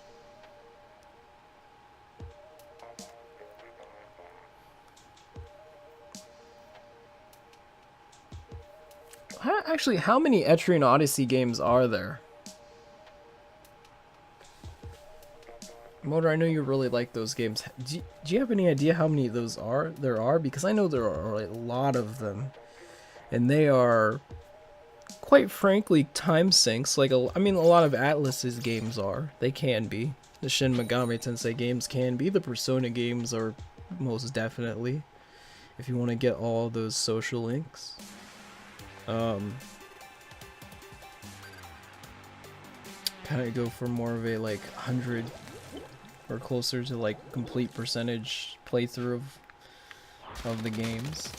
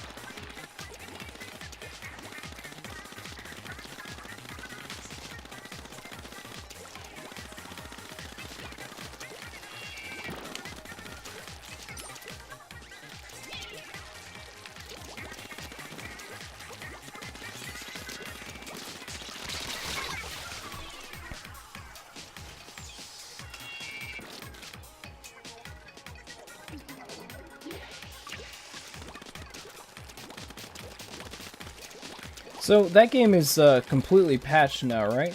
Like they've put all the patches out, so it's probably fine now, right? Because I know that it just had some issues when it initially came out. It needed some patchwork, but it's probably fine game now, right? I imagine. Because I haven't played it for myself, and it's been quite a while since I've played a Mass Effect game, so I know people really love those games in general.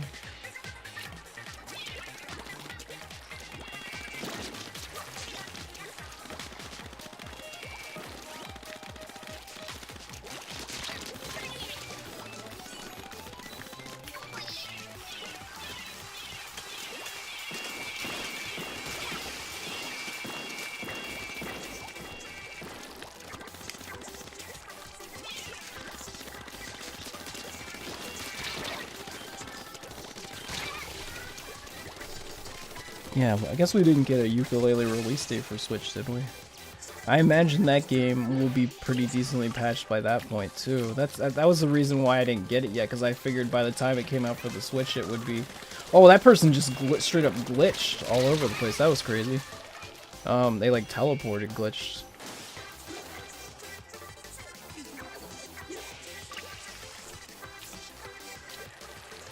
Well, I figured that maybe they had some of the people... Oh god.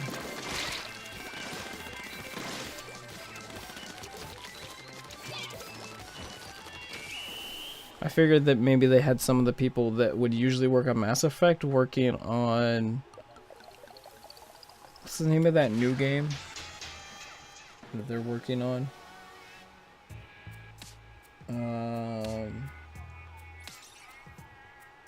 I can't remember the name of it either. It was at E3. It was debuted at E3 this year. Because it kind of looked. A lot of people were saying it reminded them of Destiny, but maybe with like kind of a different. Kind of like you're in armor sets, like a kind of like a flying armor, like an Iron Man kind of suit.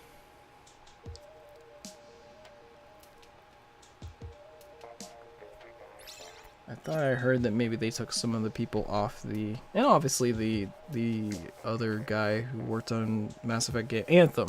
The other guy who worked on Mass Effect games was not with the company anymore, I believe.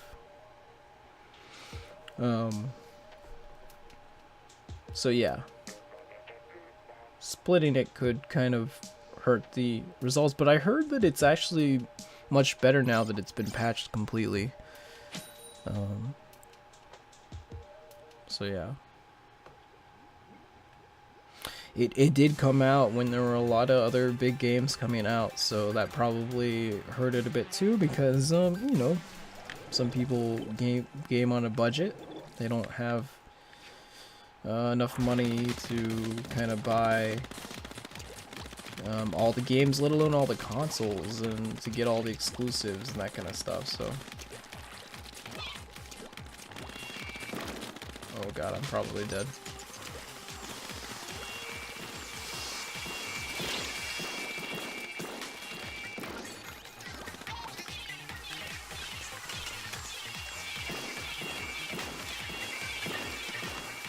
I don't know where that guy went.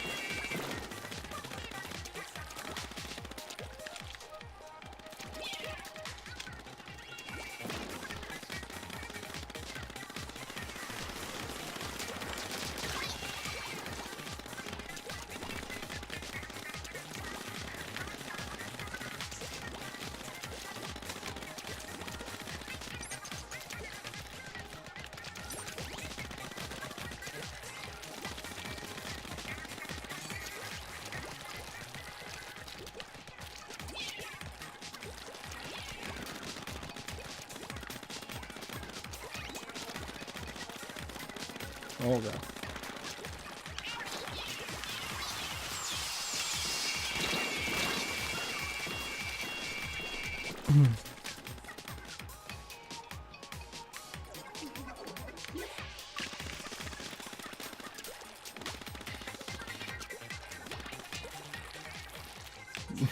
Games are certainly a luxury. That is true.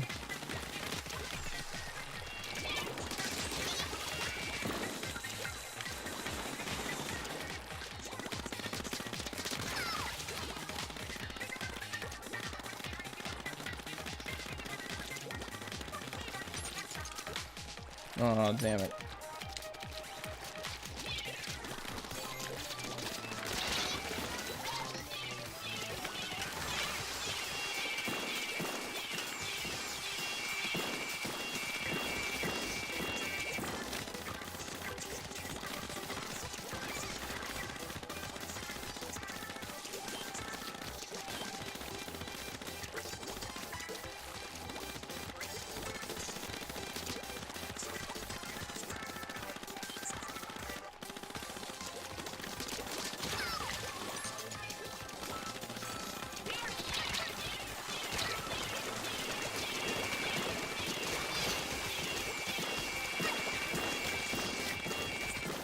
Oh god.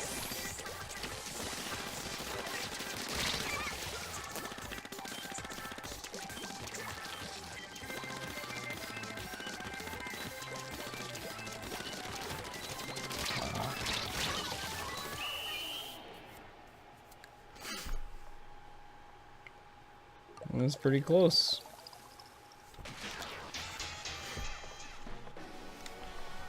Monster Hunter splitting into 2 different platforms is also good. Hopefully they stick with Nintendo. Yeah, they will. I think they will, just because they know that the Switch is basically the king console. They know that in time it will pass the PlayStation 4 in Japan, and it's gonna be basically like the new Vita. except probably will have bigger numbers than the Vita. So yeah, for real.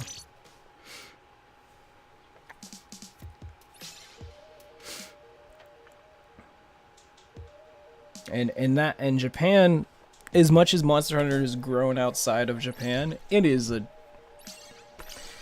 where they make their money on Monster Hunter. That is where people are going to buy the most. It's kind of like Dragon Quest. Like, people play Dragon Quest outside of Japan, but that is where they make their money on Dragon Quest. They know that. So that's why Dragon Quest is also coming to the Switch. It's why it's coming to 3DS. Because just in Japan, that climate's different. There's a decent amount of PS4s out there, but still not that many. It's just how it is. Like, mobile gaming in general over there is really big. I mean, honestly, if you make a decent free-to-play, kind of play-to-win kind of style game in Japan, you're gonna make a lot of money off of it. That's why I'm sure that they love Fire Emblem over there. I'm sure that Fire Emblem Heroes has made a lot of money in Japan, specifically. So.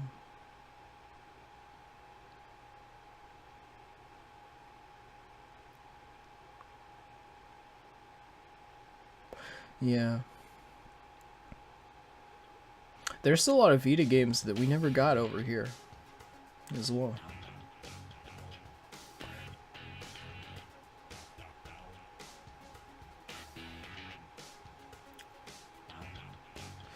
I do really think that probably what's happening right now is that they're developing like a Switch Monster Hunter game that's gonna be different than Monster Hunter World.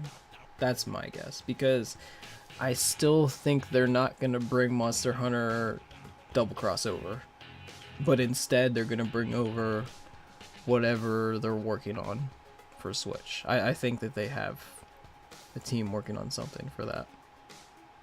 That's my guess. Because as much as I would love to play Monster Hunter Double Cross, I just think at this point, if we haven't heard that it's coming over, then it's probably not. So they're gonna, you know what? This is what I know exactly why they're doing Monster Hunter World. It has nothing to do with the PlayStation or the Xbox, because you know, at least over in Japan, they don't really care too much about the Xbox. There's not many sales of that in Japan. The PC market is where I actually think they're gonna sell the most, specifically in like China, Korea, Russia.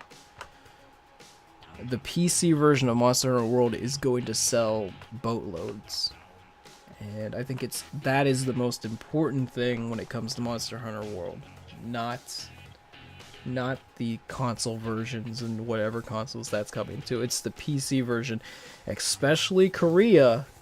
They know that in Korea they're gonna make a lot of money off the PC version of Monster Hunter World. So I think that was the point of this whole thing. The point of maybe putting more development costs into Monster Hunter was so that they could get a PC version of this more impressive looking game. It does look like there are some gameplay stuff that is a lot different than what we're used to Monster Hunter, so definitely interested. I know the PC version is the one I'm interested in the most myself, because I don't really play online games on my PlayStation.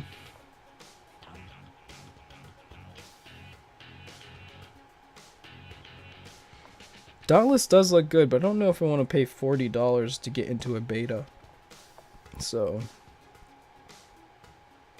yeah. I don't know about that.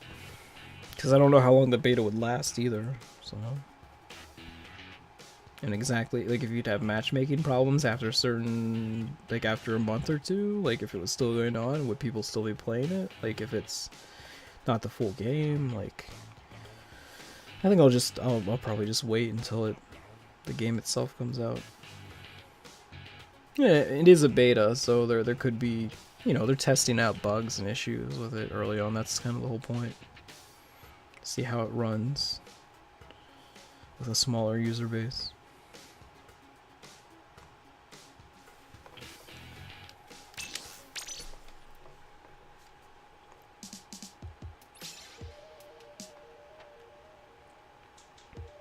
Oh, I definitely will be playing it when it comes out. Looks like my kind of game.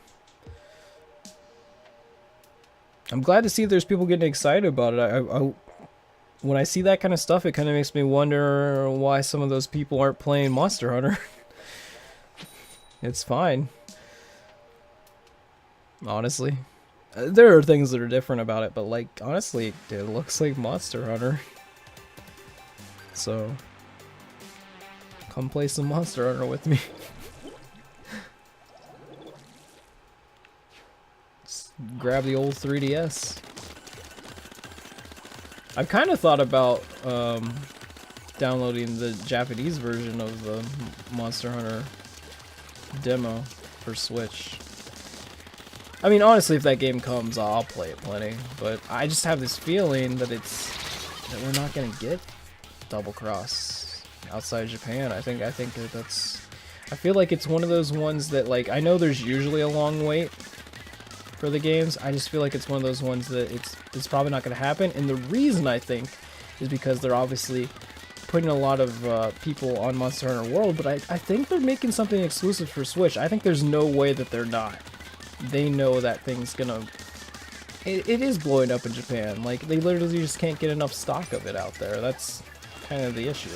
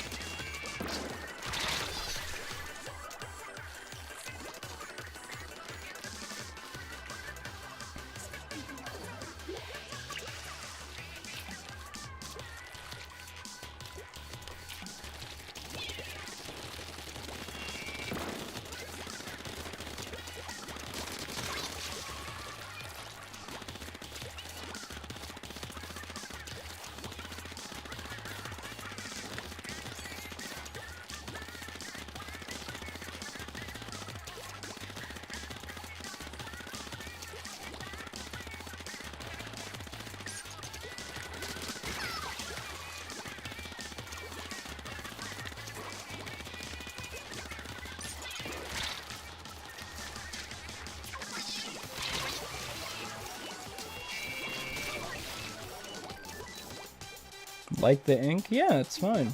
I like that they do different inks for the Splatfest. The last one was legit. Yeah, it looked really gross actually, but I liked it.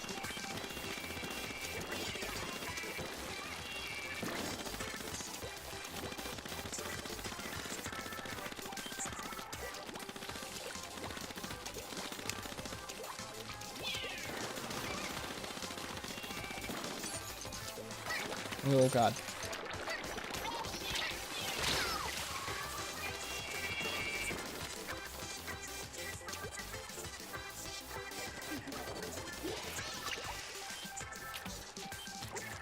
I see you, Pika Wyatt. Have a good one.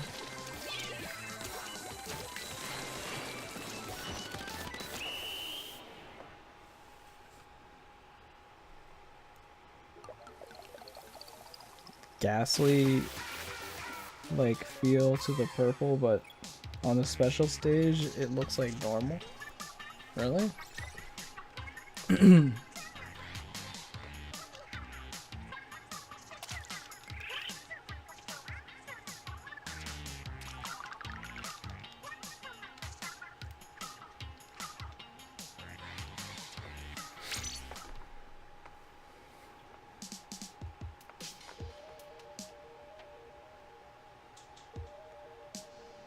Faded purple.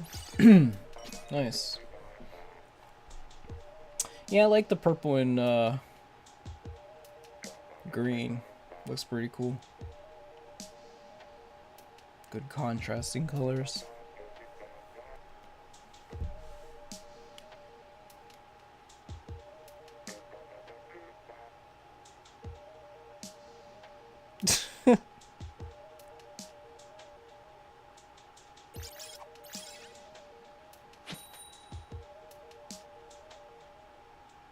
If you're streaming, I need a shout out. Shout out to Andy.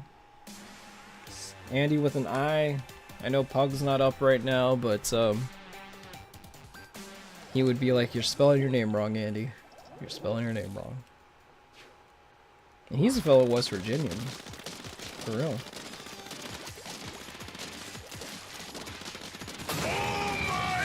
Thanks for the host motor. Appreciate it. Oh my god.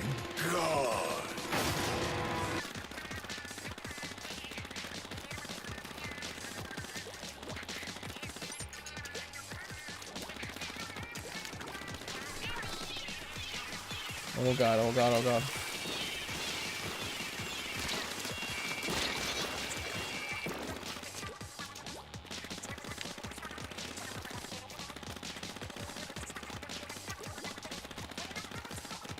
Oh god! Well, at least I was saved by my teammate.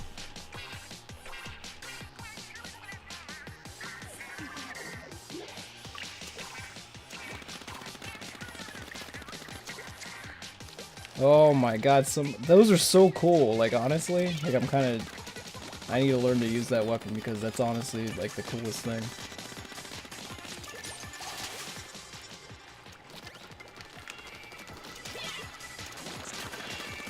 Oh.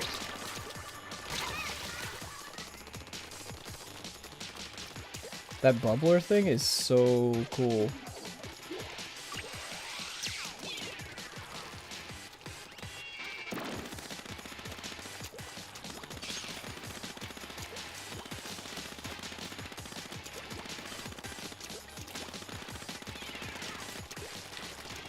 Oh.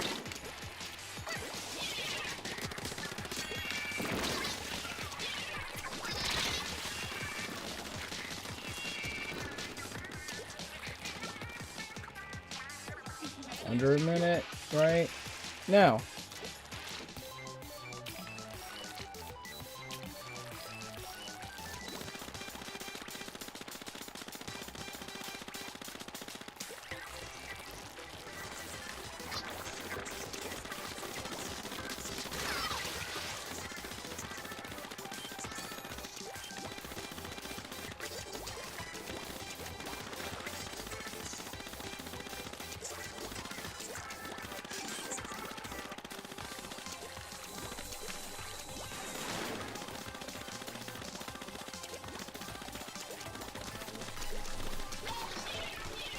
I'm dead. At least I got the kill.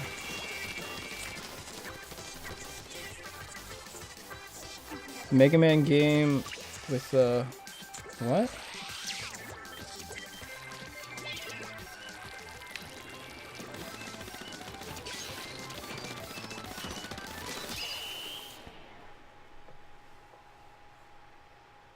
Cuphead. Oh yeah, Cuphead. Yeah, I'm glad it's coming to Steam. I really want to play it.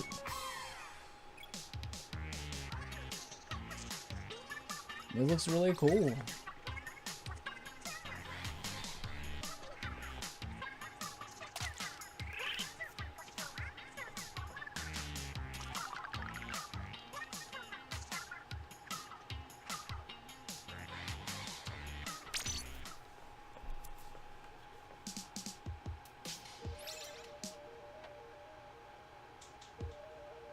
There's some bullet hell stuff in there. There's some like cool co-op stuff if you have someone to play with. Is it online multiplayer? Is it? I feel like it's probably just local, right? It's just got like a really cool look to it. Obviously, it's got that kind of cartoonish, old cartoonish style. Switch release might be impossible. Yeah, probably not on Switch, but I'm glad to play it on my computer. I'm just kind of, yeah. I feel like they're doing that more and more with games. They're letting them release on Windows, and I was kind of surprised that it's coming to Steam and it's not just like a Windows 10 kind of thing. But yeah, looks good. Exciting. Definitely has a really cool like aesthetic to it, really cool art style. And I'm sure the gameplay will be fun too.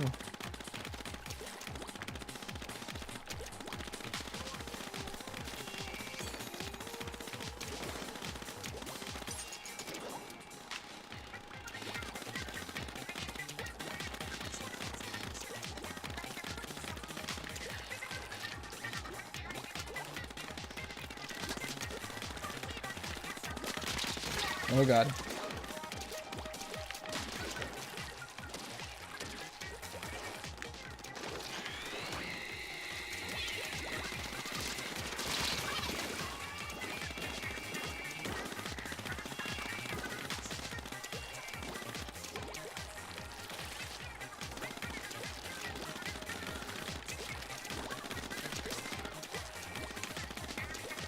Oh, what a miss.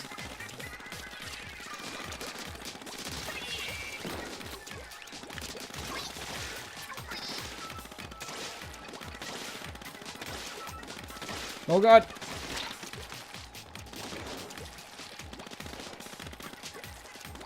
Oh god.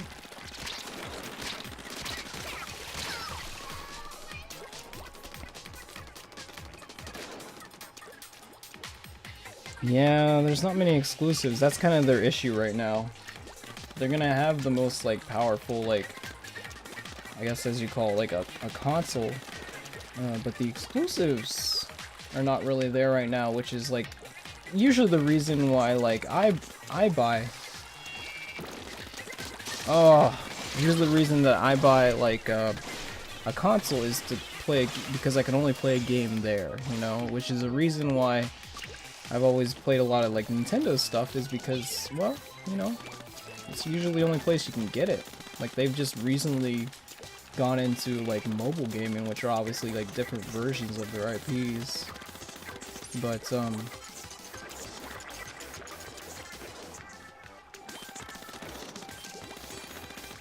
like, usually you can only get them on their systems. Well, pretty much always.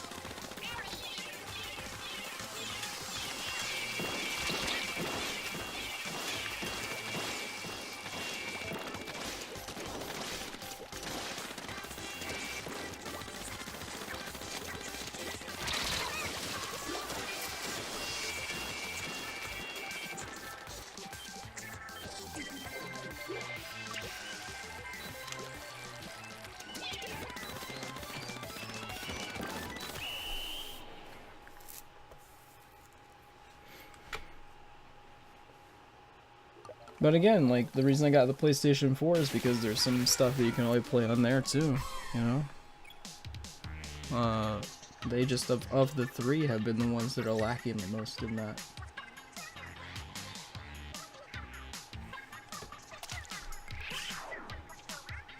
Yeah, it gives no reason, yeah. Unless you want the most powerful one, which they can say that they have that. Like, it is legit the most powerful one. So, it's more powerful than the PlayStation Pro. I actually feel like what it is actually kind of what I was thinking the PlayStation Pro would be more. It's kind of like what it should have been, but I don't know. Because like I said, they have those exclusive games that would look really nice if they could run way, way better, but they can kind of only run better to a certain extent. I still think that the 4K thing is too much. Even the PlayStation Pro can't run games at a native 4K. It runs them at 2K at the most and then up-reses them.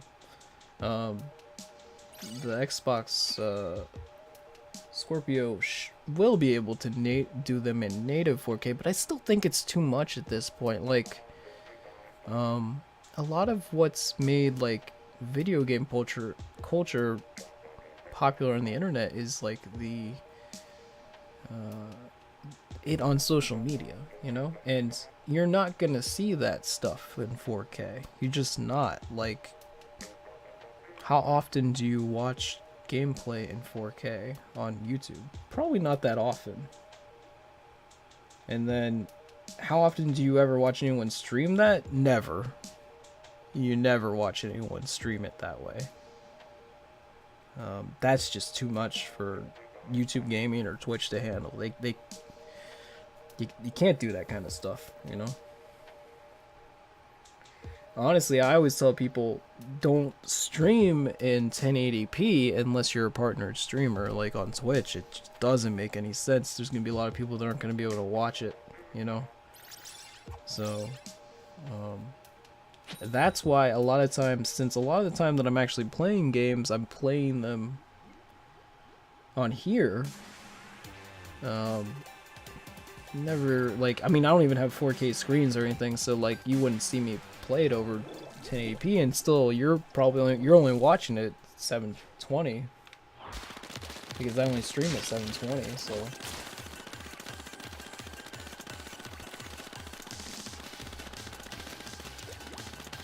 And 60 frames per second is a bit much, too, even though I think that's still more important in the you know, as far as like certain types of games, certain types of competitive games, that's more important, which is why I still think it's really awesome that you can change the resolution to get a better frame rate on Fire Emblem Warriors.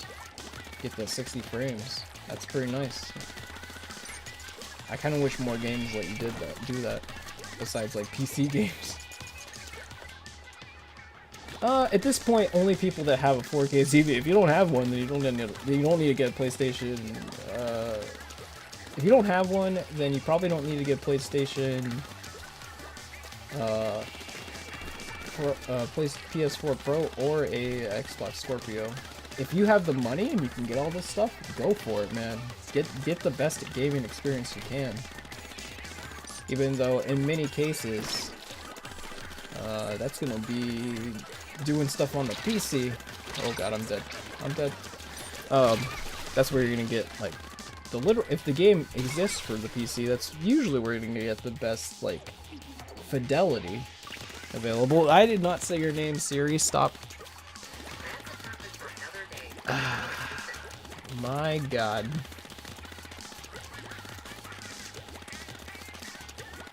Did it mistake fidelity for Siri?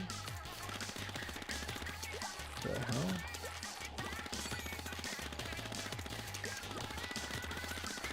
Yeah, the FPS in a lot of games is way more important than anything else.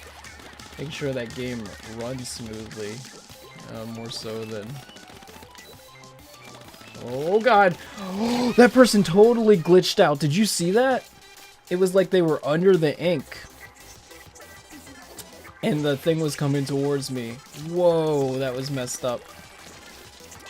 That was wild. That was some wild stuff right there. Oh god.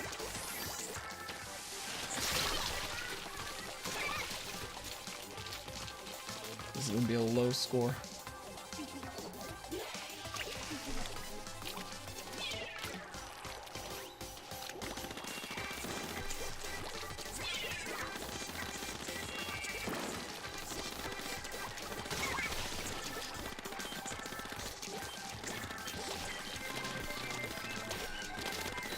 Whoa.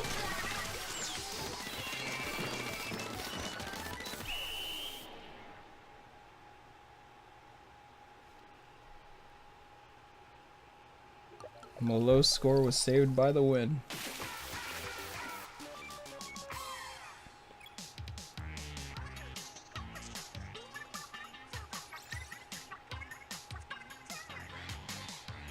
Flight, the one dude went in.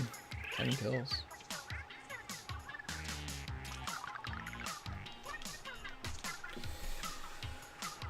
Yeah, I would say, like, you know, if you got plenty of money, you can get a 4K TV, all that kind of stuff. Go for it, man. You know? I'm more like, I like to play as many things as I can. I don't have an Xbox One. It's the only one I don't have. But I've spread myself out so I can try and play as much stuff as possible. Obviously, the only things I would be missing out on are the Xbox One exclusives that aren't coming to Windows 10 as well. But there aren't that many of them. Scalebound was one of the ones I was really interested in because I like Monster Hunter games, and it kind of in certain ways reminded me of it. But then that game, a Microsoft collaboration with Platinum Games got canceled. So there's really not as much for me to look forward on to. Cuphead's coming to Steam as well, so that's another one that I don't necessarily need it to play. I think that's gonna be their issue going forward. I feel like they've done a lot of correct things. That's the one thing that they're Oh, I'm definitely dead. Nice blaster. Oh no, wait, that's not a blaster. That's the umbrella. The other guy had the blaster. That's the one thing going forward they're gonna have to figure out. I still think that Phil Spencer has done a great job over there at Microsoft. He's generally a pretty cool dude, and honestly, I like the stuff that when he talked about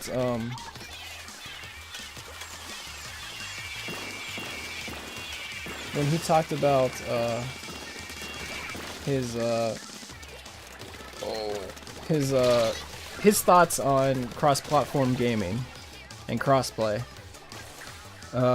Really liked what he had to say about that. That was generally like, it made it sound like he was just interested in, you know, giving the best experience to gamers and not necessarily what platform they were playing their games on.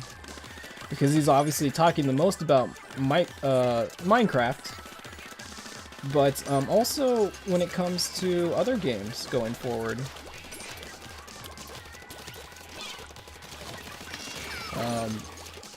You know, Rocket League is coming to Switch, and you'll be able to play that cross-platform with PC users and Xbox One owners, but you won't be able to play it with PlayStation 4 owners. Because, at least their policy right now is to not allow...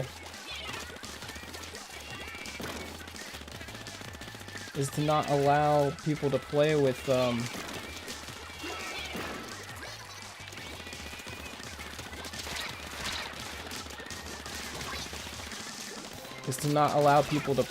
god, other consoles when it comes to crossplay. They said something like they were trying to protect the kids or something like that. I've never heard Sony say anything about that before. That was an interesting statement. I have heard that maybe they're backtracking on that, which is good to hear. You shouldn't be too worried about just making as much money as you can. You gotta satisfy your customer base as well. And I feel like when you say things like that, it makes people not want to ever adopt your system, which will hurt your future sales. So you just gotta, I don't know, the PR speak is strong sometimes with this stuff, so.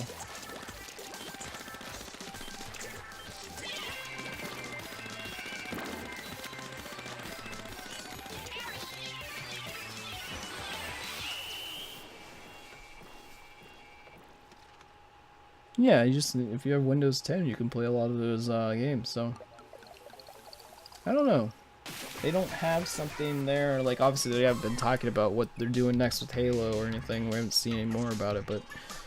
And then Crackdown getting delayed, that kind of hurt too, but, you know, like I always do say about delayed games is that, you know, at least there's a chance for it to be good. And usually if you don't delay a game and it needs to be delayed, then it kind of comes out bad. So hopefully that, I don't know, I actually thought Crackdown 3 looked alright. I was kind of interested, so. But I think that's also, is that not also a Windows 10 playable game? So technically couldn't you just play that on your computer? I don't know. We'll see. We'll see going forward what they're... Maybe they're going a different route. Maybe they are just going to sell software on your computer. That's a possibility. They're Windows themselves are a big company, so they could manage to do that. The thing that I have noticed about Sony, though, is, like, I do think that they need to be careful about, like, making, like, bold statements and stuff sometimes. Just because it does seem like Sony, as a giant company in general, that has their hand in a lot of different businesses and different kinds of business. A lot of the businesses outside of their gaming division are not doing very well. Or at least very well by comparison. The PlayStation part of their company is doing very well, but like I know particularly in TVs, you know, and other hardware that they're making, they're kind of losing out to a lot of other companies right now. So I'd imagine that they notice that their gaming division is the one that's doing probably the best right now of all of them. And they have their hands in a lot of stuff. Like, Sony's a very big company.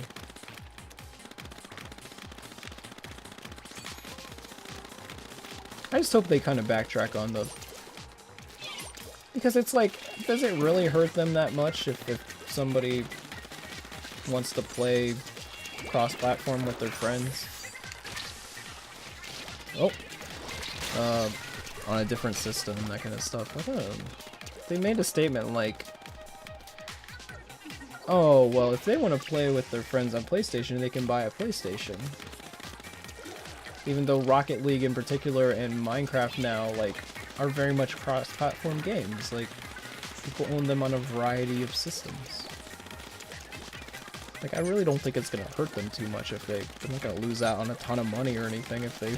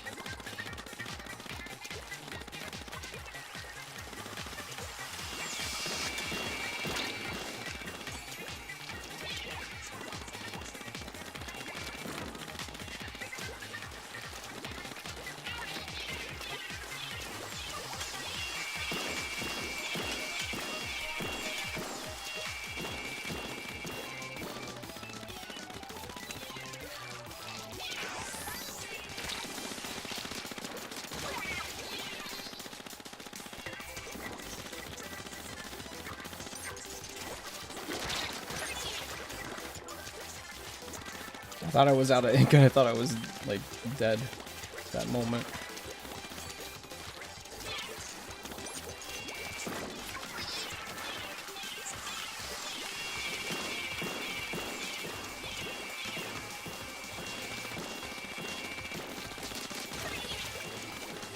Oh god. Oh god.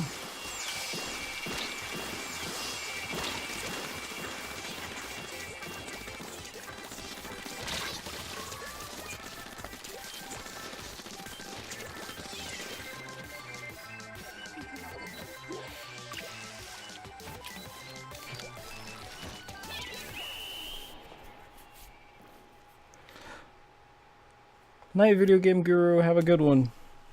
Thanks for stopping by.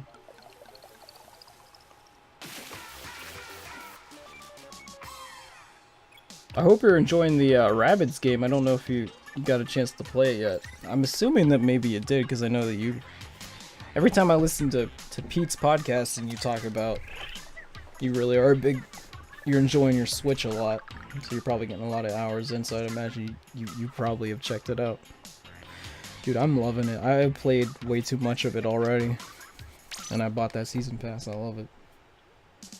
Had to, like, convince I was like, oh, it's Splatfest tonight. I guess I gotta play something else.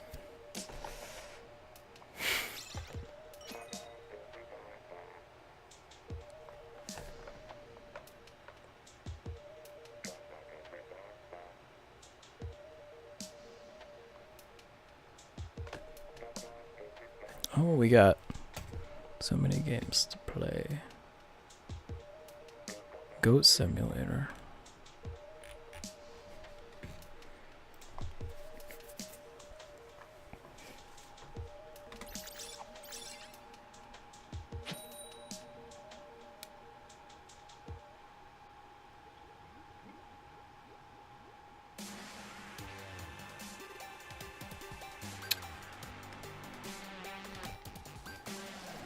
I think once I get to level 15, I'm gonna call it a night just so that I can get up at a decent time. So I can go to the store and get the stuff for pepperoni rolls, and then we can do that, we can do the,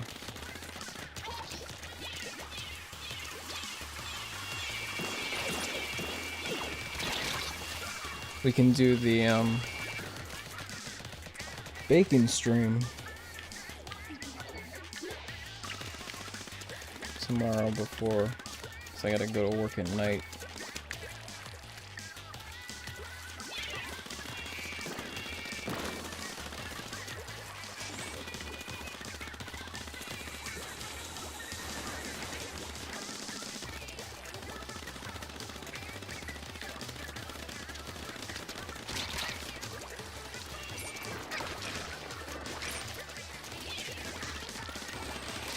Oh god. Oh god.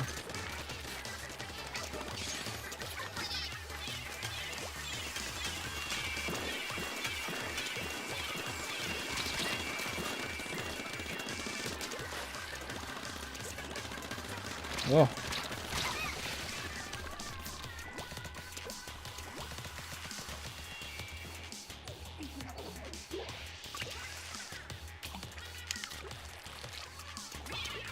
Oh god, that was close.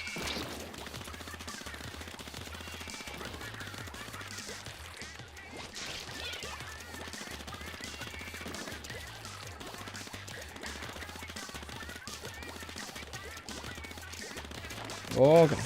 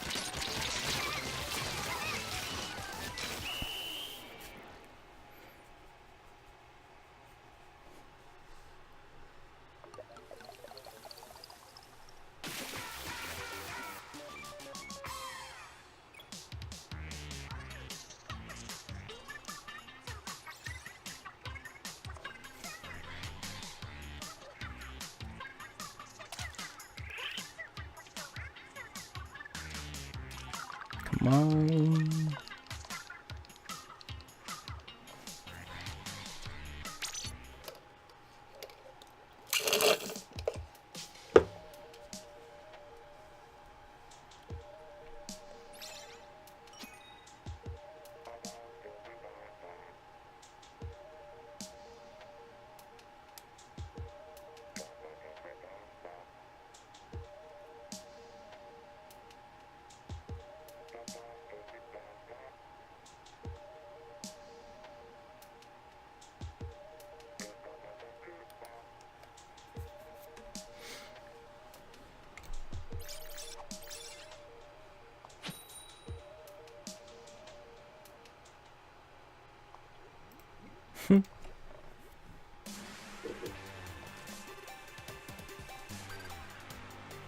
Yeah-da-da-da-da.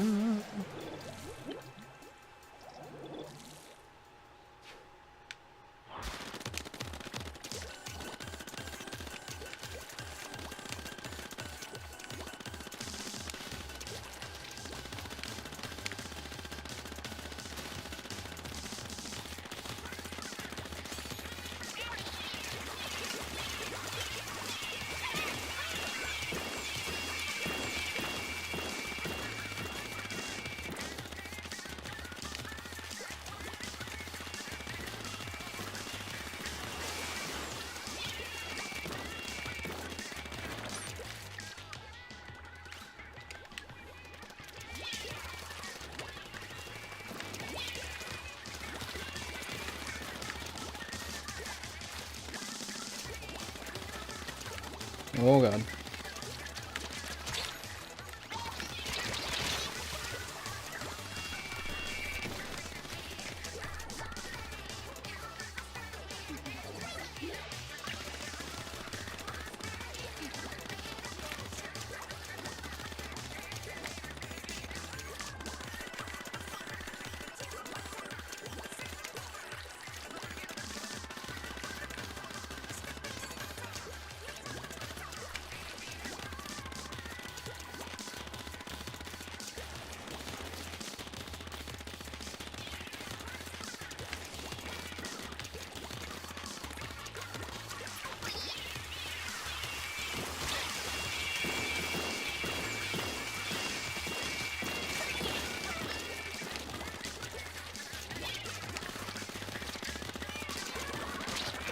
god.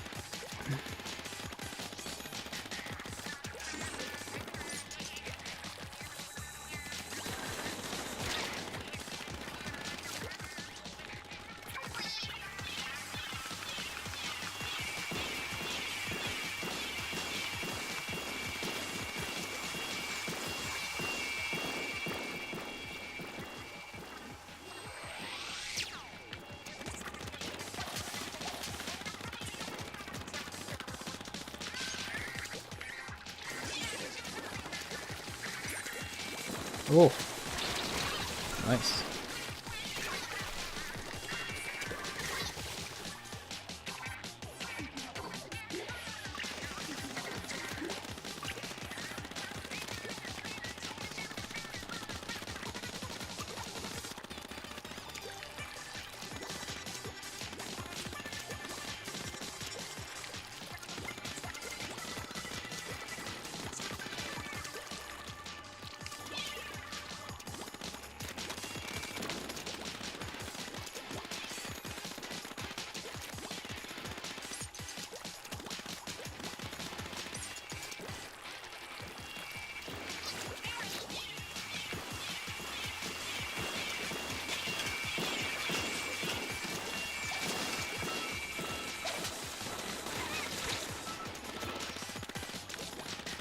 Oh.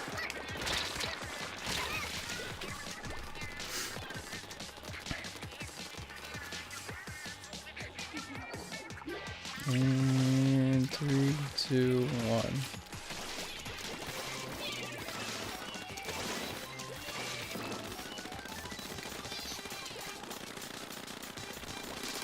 Oh.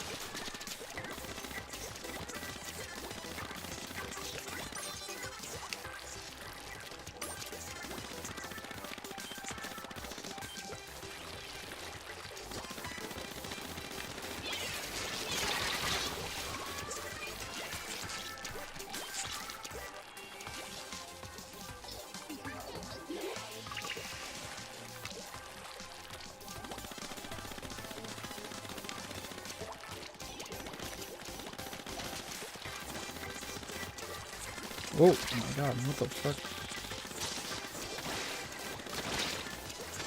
Oh, jeez. That was dumb. We definitely lost. That was a good move on his part. We definitely lost because of that.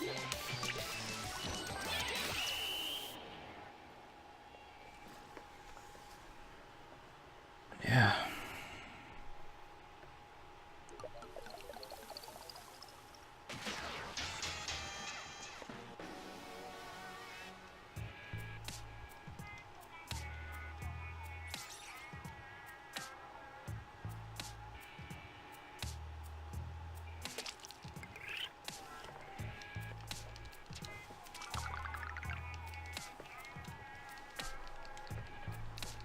Oh, I'm so close.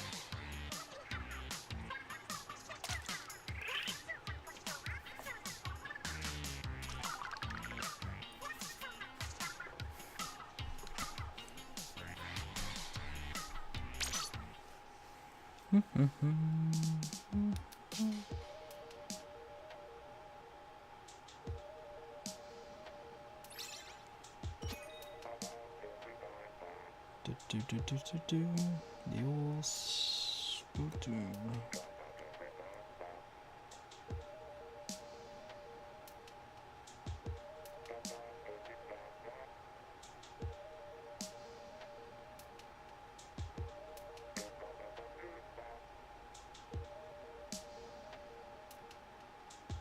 Damn.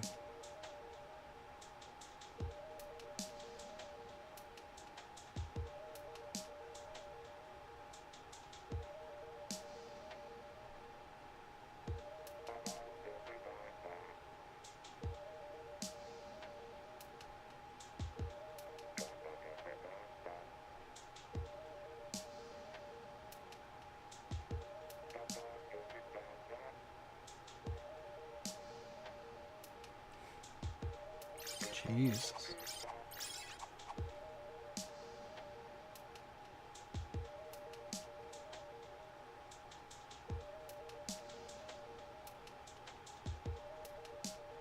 Is this much happening? It's taking a while.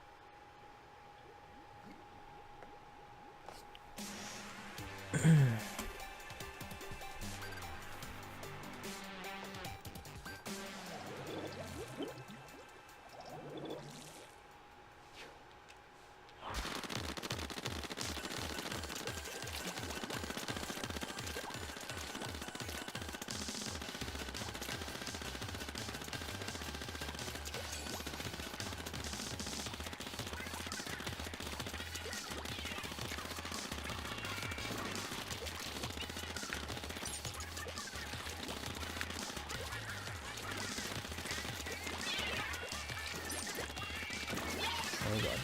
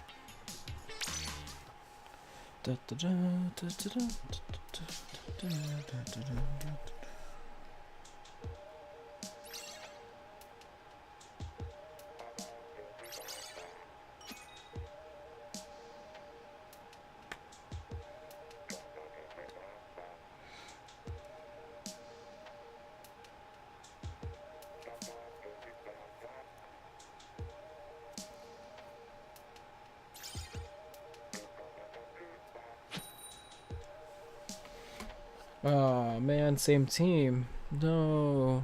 I think this is the first. Is this the first one?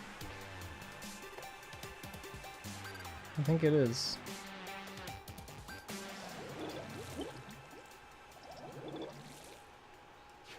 Unless I just haven't been paying attention. Yeah, this is the first time I'm using green ink.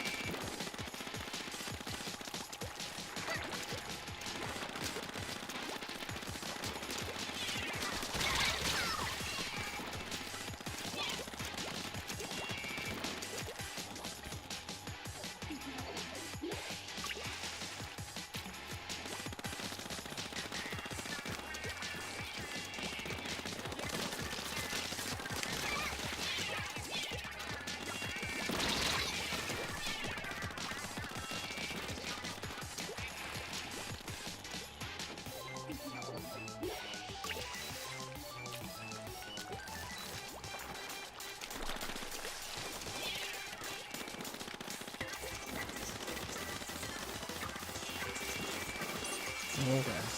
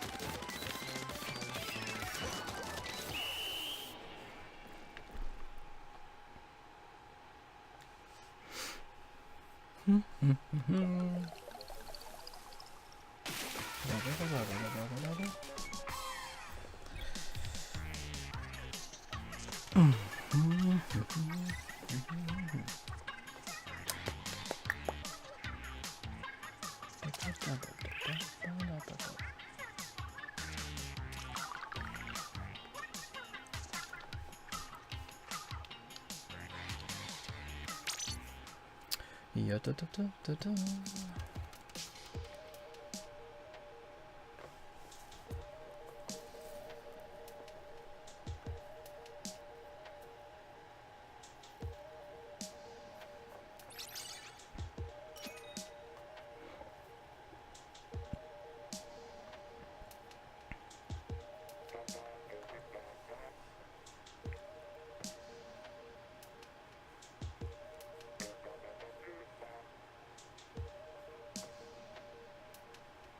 Oh.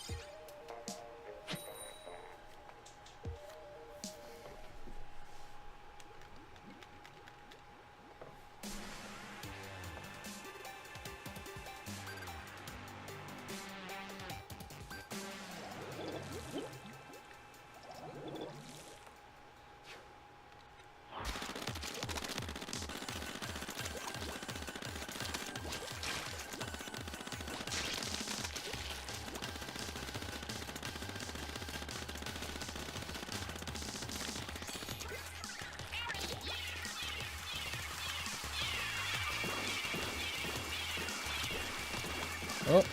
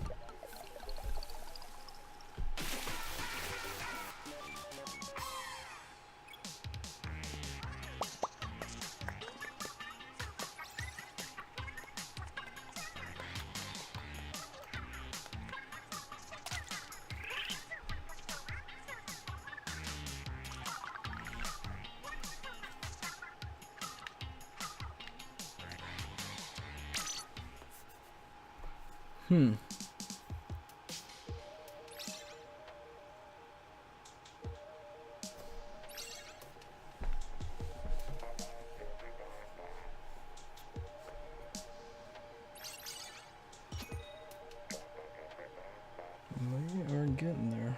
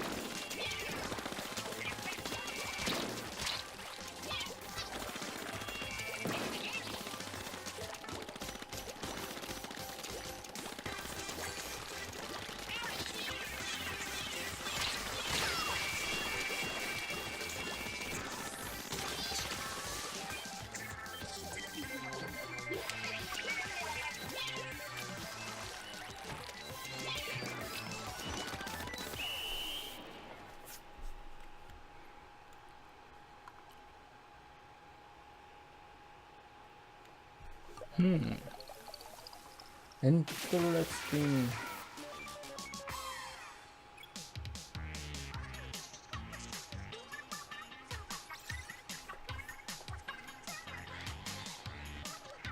"15 kills, holy cow. That guy went wild."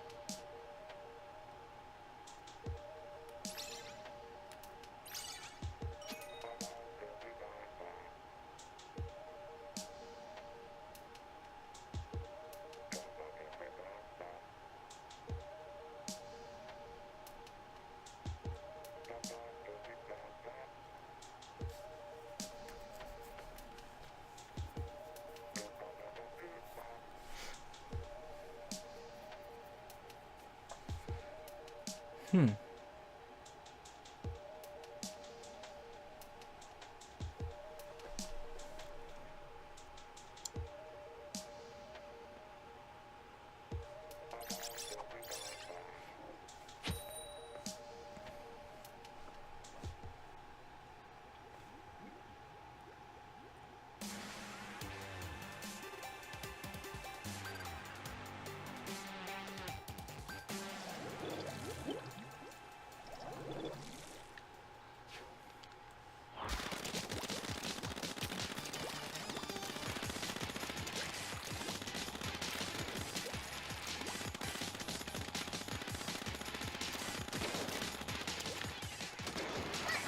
Oh god.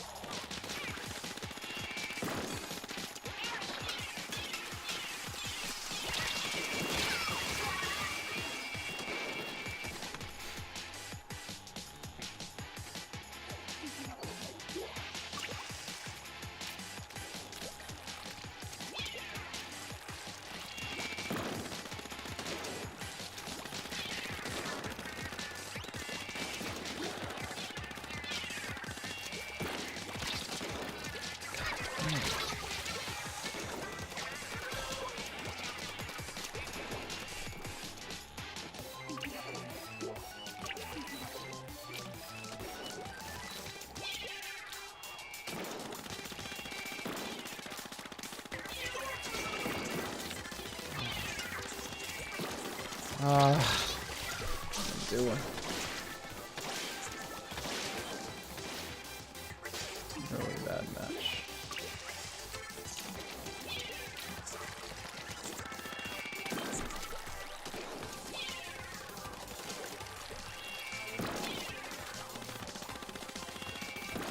Oh my god, what the fuck? Terrible.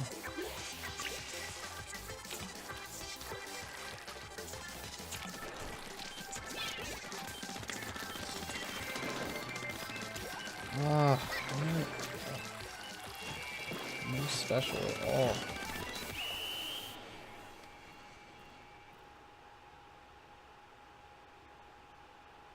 That was a bad match.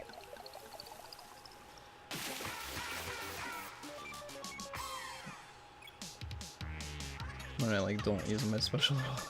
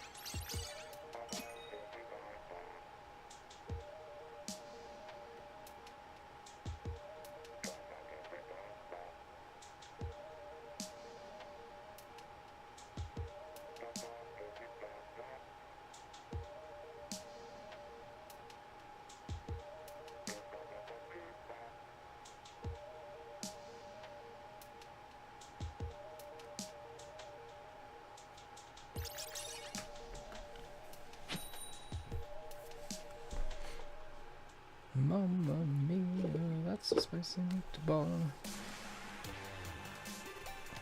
Mamma mia, that's a spicy slice.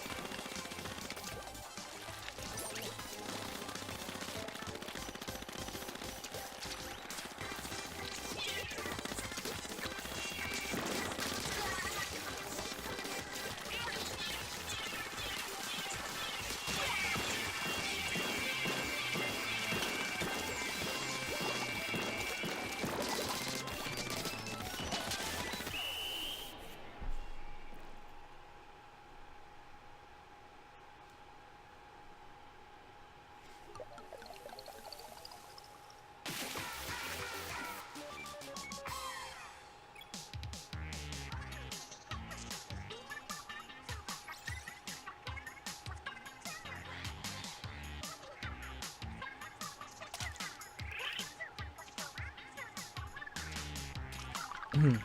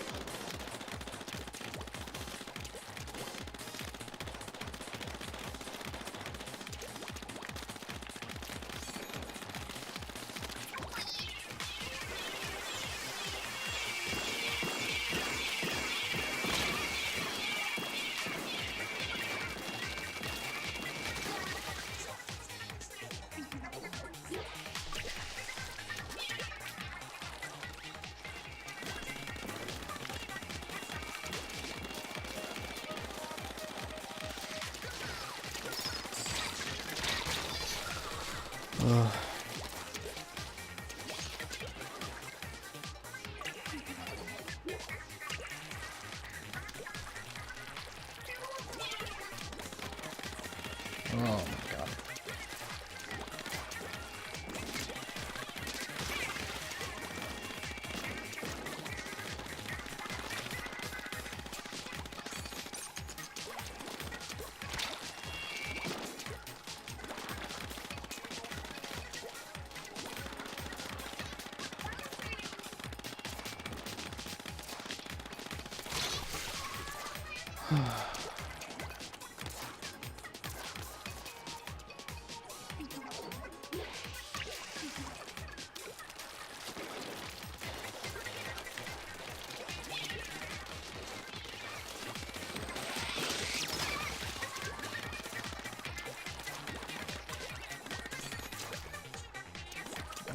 God.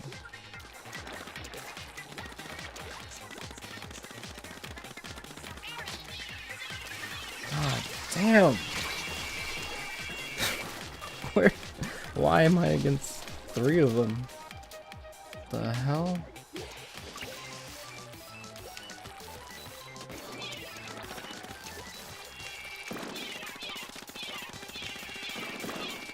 Oh my god, what the hell am I doing? Jesus.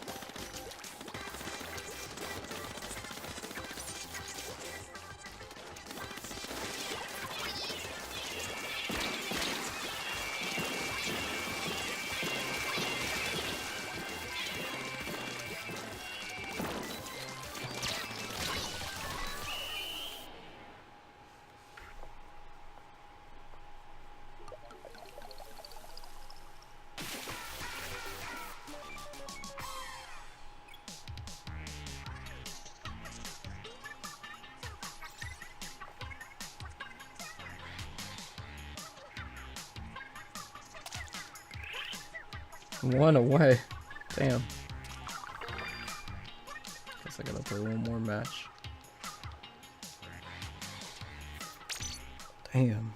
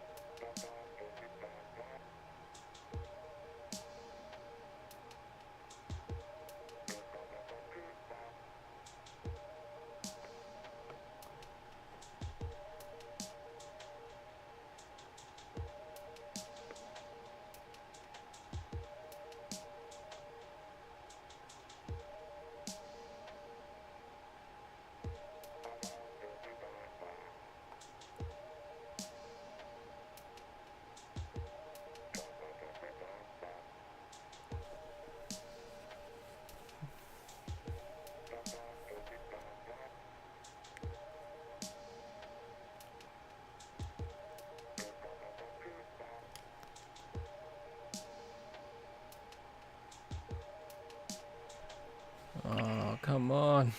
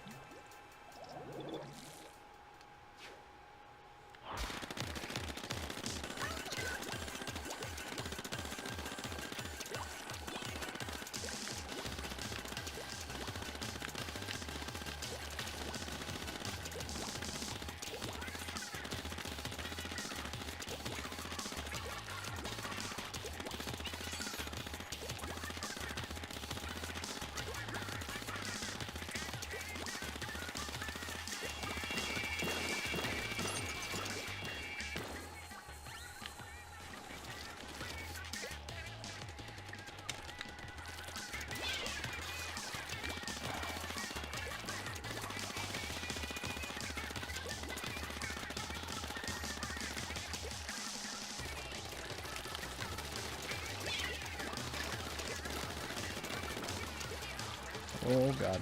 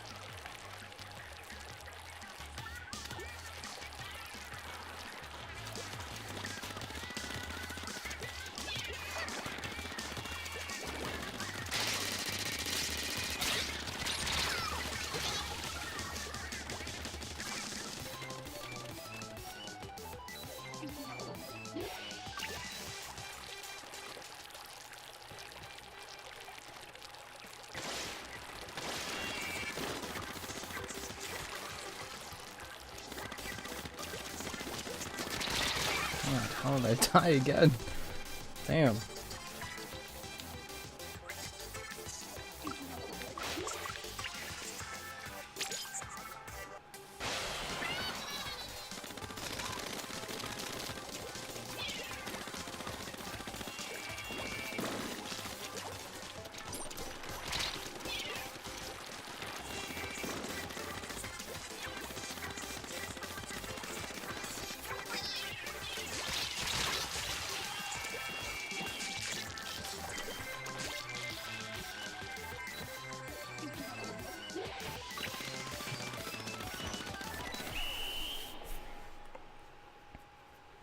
Oh man.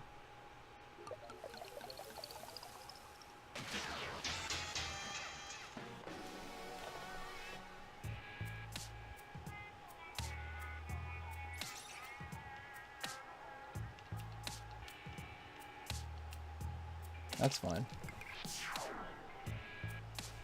That was all I wanted. Got it.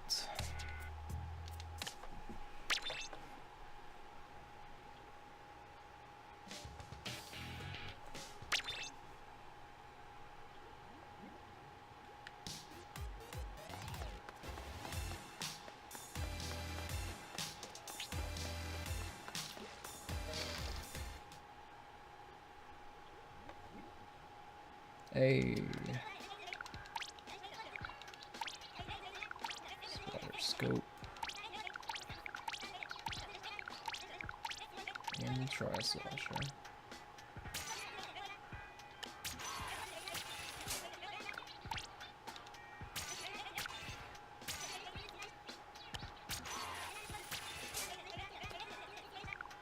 Awesome.